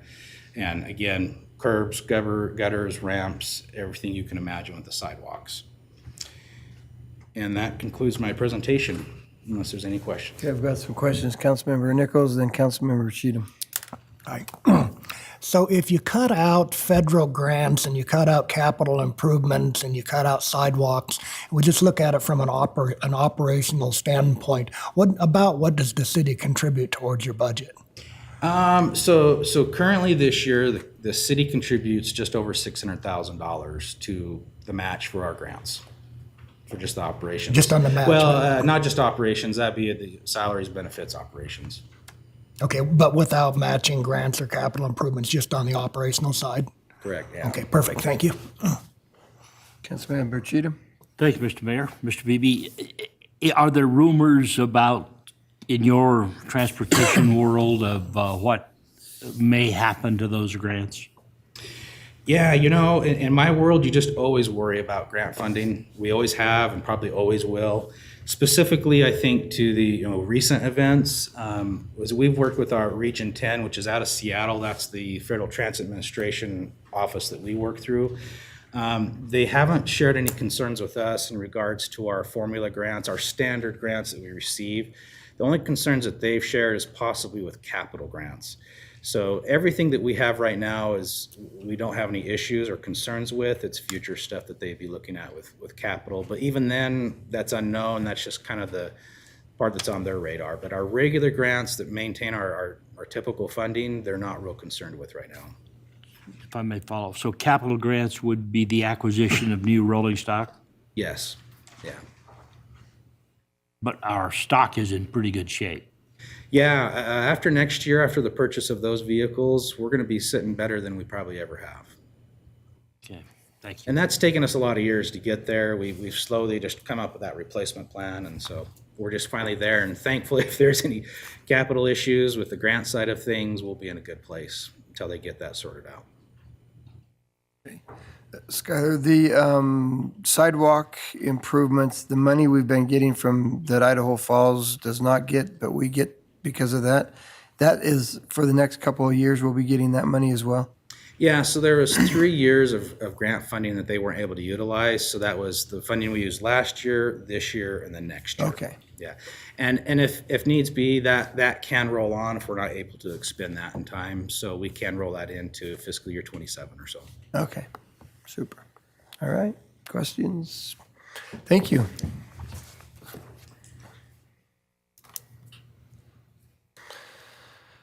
Okay, council, the next item, we're going to jump to agenda item number 8. We're going to move the airport back to the end. And so we'll jump to agenda item 8, fire department ambulance. Chief. Good afternoon, Mayor and Council. Ryan Ahern, Fire Chief, Pocatello and Bannock County Ambulance. So I thought we'd start with just a little bit of call volume. Our call volume continues to rise, and I know sometimes in retrospect, I wish I had put a different slide here. And so to give you an idea of busyness, we've started measuring what's called unit hour utilization, and that's the amount of time that our units are engaged in emergency response on a call. And our ambulances all average about 4 to 5 hours per day, and our engines are right at about 1 to 2 hours, about 2 hours per day engaged in an emergency call. And so that gives you an idea of their busyness, and that's on top of their other functions such as training and maintenance, community education, other meetings and stuff like that. It gives you an idea of their busyness. And so moving forward, I probably will, in addition to telling you about our call volume, I'll probably keep referencing that unit hour utilization.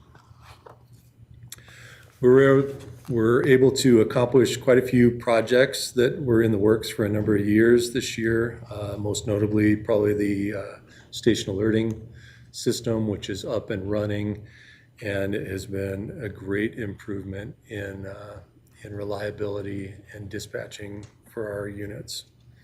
We also did several deferred maintenance programs this year, the staircase, a bathroom remodel at Station 1, and the Battalion Chief's Office at Station 2, paving project at Station 5, and then we did order the Wildland engine, which we will roll over into the FY26 budget, as we won't take delivery of that until next February.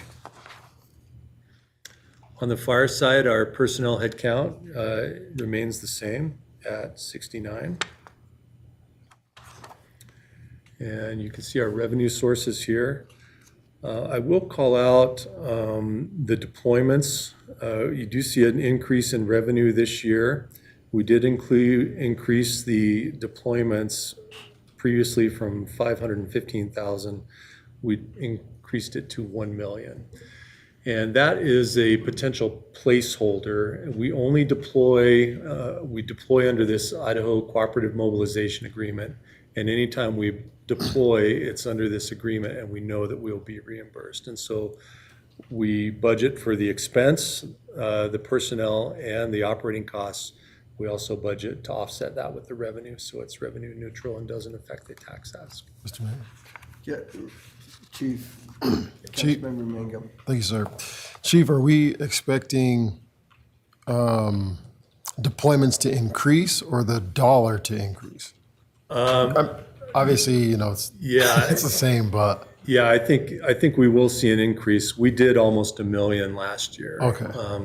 And on the fire and the EMS side, and so we are going to see that increase. And there's also several of the federal workforce, the BLM and the Forest Service.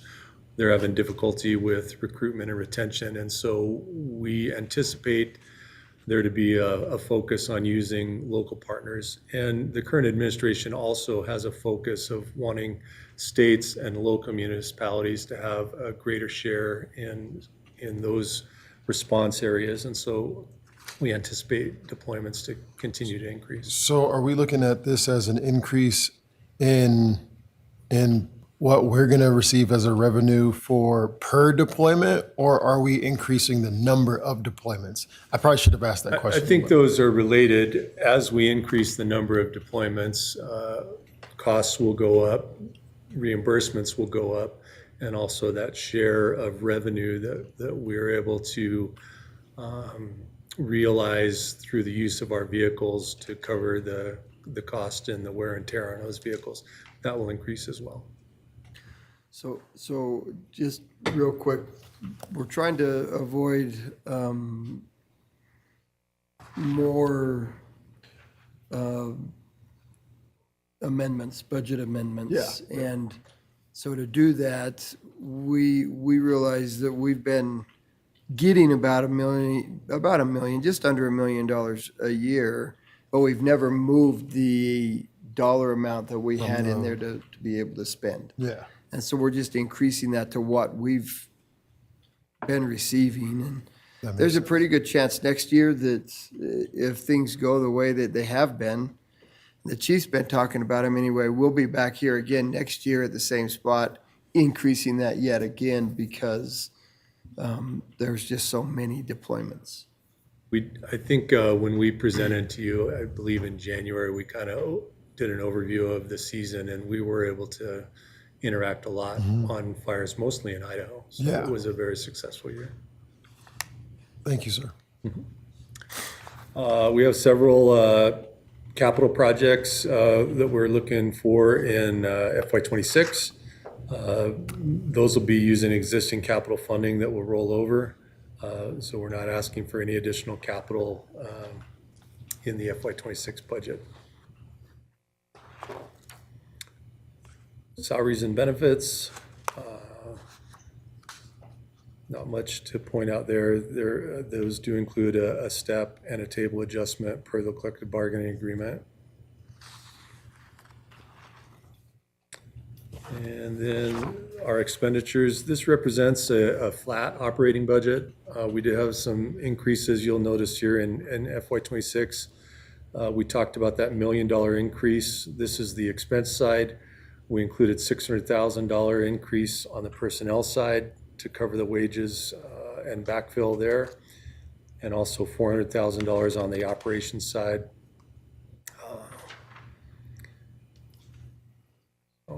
That's why that number kind of jumps that bottom line total. That is accounting for that $1 million increase on the expense side. Councilmember Nichols. Excuse me, Chief. The debt service, what is that paying for? That is our payment. Currently, we have 3 fire trucks that we took delivery of in 2019, and that is our annual payment on that. It's a purchase over time, so we do own those trucks, and that's our. And how long does that go on for? That is a 10-year, so we should be done with that in 2029, at which time we'll probably be forecasting for another purchase of that type. All right, thank you. Okay, I'll move on to the Amos District budget. Again, similar projects completed in FY25. The county was a partner with us in the station alerting system, and then several other capital projects there to increase our capabilities.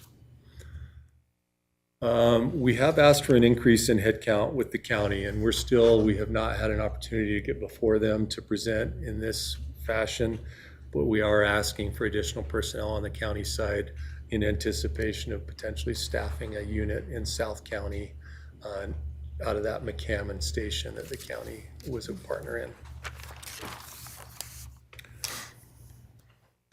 This is what the salaries and benefits look like, and I just want to point out that all of the costs that are associated with running the ambulance service are funded through the ambulance district levy, and those are passed to the city.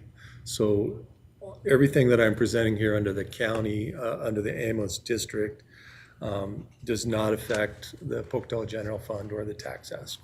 It's just for information, because that all does run through city payroll and finance.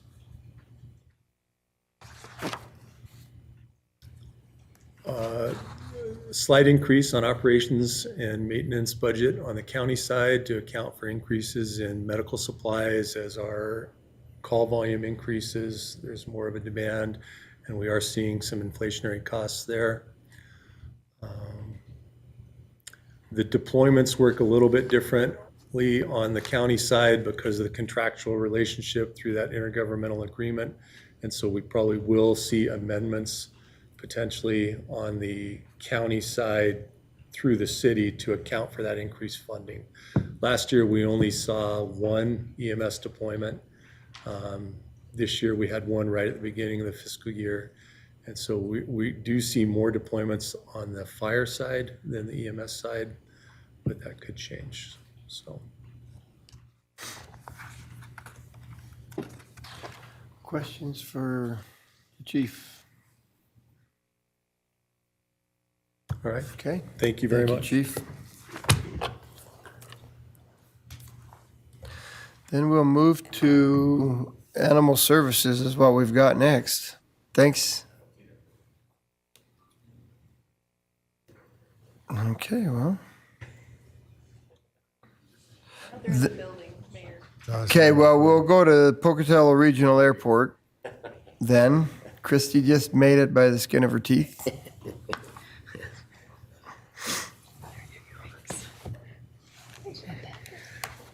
Alrighty. Well, thank you, Mayor and Council, and it is just right afternoon, I guess, so good afternoon to you. My name's Alan Evans. I'm the airport manager, and Christy Heinz is our administrative assistant as well as security coordinator, and really, quite honestly, the glue that holds our organization together, if you want to know the truth. Starting out, in fiscal year 25, some of the outcomes, we implemented an expansive digital marketing campaign, and we've had pretty good luck with that. There's been a lot more, quite a bit of activity as far as people going to our website and looking at the airport. We haven't necessarily filled seats as well as we would like for some reason, but we definitely have had a bump in the activity through this digital marketing campaign. We replaced a number of the old HVAC units on the terminal, and actually last week we just completed the very last large one. So we're in good shape that way, finally. It's been a number of years getting to this point, but we have one other unit that is an older unit, smaller unit that may give us some problems, so we may have to do something. But right now we're feeling pretty good with where we're at. We completed a non-aviation property appraisal, and this is something that we've needed and been working on. And we're working with our airport commission to start digesting this and trying to figure out where our rates and where we need to be on rental rates and so forth with property and with some of our buildings. So airfield pavement maintenance has taken place. A new taxi lane construction is going to be added, as well as some new access control later this year. So those are things we're working on right now. In fiscal year 26, some of the things that we're looking to do is maintain services and facilities. You know, we're in an older building. It's about 53 years old. It's been about 14 years since we've remodeled that building. And so we've got some challenges. I think the doors that open, the automatic doors, I think they may be original. I hate to say that, but they've been there longer than I've been there, so it's been quite some time. So I think we've got some challenges in keeping some things up, but that's one of the things that we're looking to do. We're looking to grow our general aviation through the development of our hangar property. We have, as you've heard me say many, many times, we've got a lot more requests for hangar spaces, and so we are addressing that and moving forward in 26 with that. We're going to continue to working with agencies on non-aviation property and development. Now, a lot of that's done through Bannock Development, but we have had some others that have come to us and wanted to lease some property for some businesses they want to locate there. And then our final design of the main full runway rehab and the procurement of a new ARF truck will happen in 2026. We're going to start on that progress. So that'll be a good thing. Personnel headcount. As you can see, we have not had any changes there. And I would just like to say I have a fantastic, dedicated staff, and we are probably, for an airport our size, When the FAA inspectors come in and they say, how many do you have? They're very caught off guard by that because most airports generally have a few more people than we do. But we have great people and they take their jobs very seriously. Salaries and benefits, these numbers are what they are, and it's what's come down through as the calculations have been made. And so that's that. Revenue, we can talk about a few things in here if you'd like. I would recommend look at the bottom line. Obviously, that's where we need to be, but there are a couple things in here. Our property taxes, where it's at, our building leases and land leases. You know, we're getting some, but there's not a lot of change in those. Our landing fees, you're going to notice there that that drops just a little bit, and that's primarily because we're dropping down to one flight for the near future, for a little while anyway. And so those do affect those numbers quite a bit between fuel sales and landing fees and things of that nature on the commercial aspect of our operation. And then in the miscellaneous, we started an air badge, which is our badging mechanism, and so that's reflected with that number there. Anything else on that we want to talk? On the expenditures, you see our personnel and our operating and maintenance. If you'll take, the bottom that we added there needs to be adjusted. That was something that we had in our original slide, and when we realized that there's been a couple changes to some of the numbers, that is not correct. So just void That out. little asterisk statement at the bottom doesn't apply at this point. So, but our operations and maintenance is down about 7% from this year.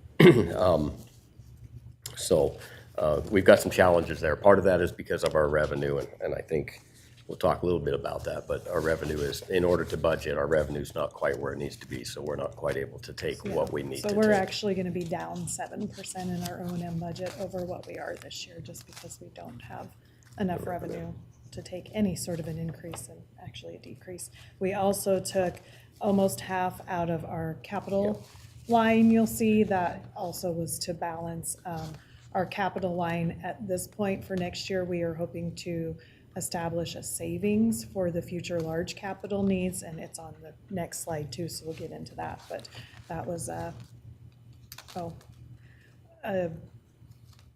go ahead. So future large capital needs, including the entrance doors, like Alan mentioned, replacement of vehicles, that last HVAC unit, he said that there's one more, and warehouse repairs. All of these things are going to be big ticket items. That's why we wanted to start a capital savings account, so that we can gradually pay for those instead of having an extra $120,000 when you're need to put a new roof or new carpet in the terminal.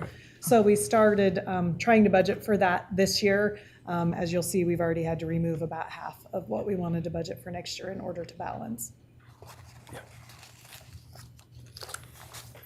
And then on our construction, our airport improvement program grant funding, those numbers are, we take quite a bit of federal grant money, obviously, and we rely on passenger facility charges as our match money. And so there isn't too much change in that. I think we're going to be okay with most of that. And I don't think there's anything else on that slide. No, to it's really, pretty much an in and out, so you'll see it's balanced. We only do the projects that we have money for, so we get the amount in revenue from grant funds and passenger facility charges that we need in order to fund the projects going out. So it's a separate fund from our O&M fund. Right. And then the last slide, which is, so we, in 26, we're looking to start the final design for our runway 321, which is our primary runway. Doing the design of rehabbing that, and then also we have pushed out our ARF truck to about the max that the FAA likes that to happen. So we will be starting on the writing the specs and the purchase of that truck, and that'll take us a little while to get it because they don't build trucks as fast as they used to, but we will have that coming. Yeah, Council Mayor? President Lyric? Thanks. Just a quick question. What does ARF stand for? Airport assume it's not rescue about dogs. firefighting. Oh, It's our fire oh, truck. It's the specialized fire truck alarm. that they go out and shoot the foam and yeah. Yeah, Sorry. So, yeah, Lots sorry of about that. acronyms. We use a lot of acronyms in our world too, so. I forgot But- that one. That's a cool truck. I think the important thing to remember here is that's not a cheap truck. No. We don't know what that will come in at, but it'll be a fairly expensive truck probably. This dollar amount you got right here is for all of these, the runway rehab and the ARF truck, not just the ARF truck. Correct. Yes, that's correct. That is And it correct, yes. actually, it's a little more than that just because of the way the federal grant funds Sure. come. If anybody's ever worked with federal grant funds, sometimes they come in later than you plan, so it might be some of this year's projects flow into next budget year. So we get just about $1 million a year, and then with the bill funding, every airport got an extra $1 million. So we get about $2 million a year, and then you get some discretionary for extra. So there is extra in there to cover overlap of previous year's projects. Councilmember Mangum. When will we see the movement of the tower? So the tower project is not actually an airport project. Okay. It's an FAA project, but from what we're understanding, there's been some change in the leadership that was directing that project, but they've got some new people on board, and it looked like maybe this fall, I think they're in the I process believe they're of going to open bidding bids it. this late this summer. or fall. Yeah, so they may break ground this fall. If not, it'll be But spring. it is a fully federal project. Oh, okay. So we're really fortunate that we don't have any dollars involved. So that won't even function as like a pass-through or anything? It'll just No, Not at that all fully? for us. No, it's, we're really Awesome. fortunate there. Awesome. Thank you. Okay. Other questions? Councilmember Nichols. Actually, I just have a comment, Oh, not a sure. question. So about a week ago, I had the pleasure of flying in and out of Pocatello Airport, and as always, it is so impeccably clean. It's really impressive, I gotta say. So kudos to you and your department. I realize it's an older facility, has some maintenance challenges, but as far as the cleanliness goes, as far as the maintenance goes, wow, good job. Thank you. Thank you for that. We have one gal who does all our cleaning on the weekends. They share some of those responsibilities with some of our ops guys, but she does do a fantastic job. When we hired her, that was one of the things she said in her interview is, "I love to clean," and we thought, you're our person. So thank you for that. Okay, because we got a lot of cleaning. All right, super. Thank you. Thank you. Okay, then we will jump back to animal shelter now.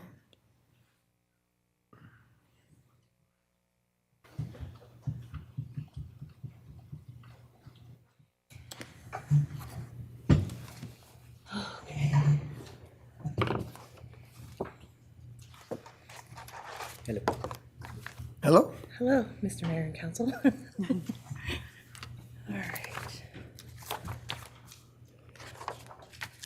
Okay, we can rock and roll. Okay. This is just a count of our amount of staff we've had, which has been the same consistent number for the last 2 budget years, and same going into FY '26. So that's kind of, So oh, I'm sorry, what am I need?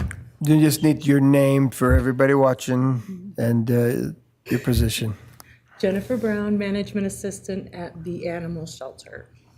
You want to introduce yourself now or later? I'll introduce myself right now. I'm Captain Chad Higby. I'm the Support Services Captain for the Pocatello Police Department. Perfect. Thank you. Just a habit and spaces. That's right. My apologies.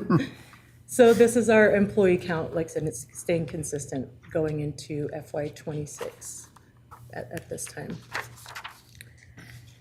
Let's see, this is our salary and benefits. Of course, you know, it's increased just a little bit each year. And the FY '26 projected balances have been put in there for us. And that's what we expect. And same personnel number just kind of moved over there. Our operating budget increased, let's see, we did a 3% increase on the operating and maintenance budget. Of course, interfund kind of does its thing, so to speak, giving us about a 3% increase in operating budget. And then these are our numbers as of FY '24, because they go off of the fiscal year. And we just kind of pulled the main categories. The amount of strays that we brought in was 1,502. Relinquished by owner, meaning owner surrenders, or excuse me, strays that were owned, the owners that came in and got them, 281. We did 1,132 adoptions. And then returned to owner was 426. Relinquished by owner was owners surrendering their animals. 281 animals returned to their owners was 426 for the FY '24 numbers. Yes, Councilmember. So we're short about 200 animals. Compared to, Well, if you add the strays at large and relinquished versus adoptions and returns, were those kills? no, that's just strictly the amount of strays and the small amount of people that came to find their animals, which leads us, of course, to our large capacity on a regular basis. But there's 200 animals missing here. I don't know that I understand. So if you do the math, the 1,502, the 281, and then the 1,132, that number, there's 200 animals. Oh, I understand. what you're saying. Unaccountable. That's going to fall under probably some various different categories. Yes, Councilman Cheatham, some of that would include euthanasias of owner requested euthanasias. And our number of euthanasias for that year, I don't have the number for that for the 2024 stats. The previous director picked those topics as the numbers. But I have them available if need be.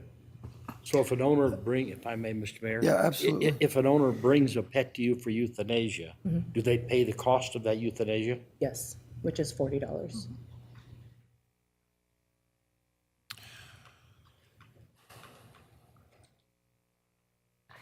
Other questions? Councilmember Comment, Nichols. some of that 200 would be the animals that you're just housing in your facility. Currently still, yes. Yeah. Would the 426 also be the end of that number too, because they're returned? Out of the total, what he's saying is 426 were returned to owners. There's still 200 weren't accounted for. And that can fall under various different categories that we didn't put up there. Okay. Other questions? Seeing none? Thank you very much. Thank you. Thank you.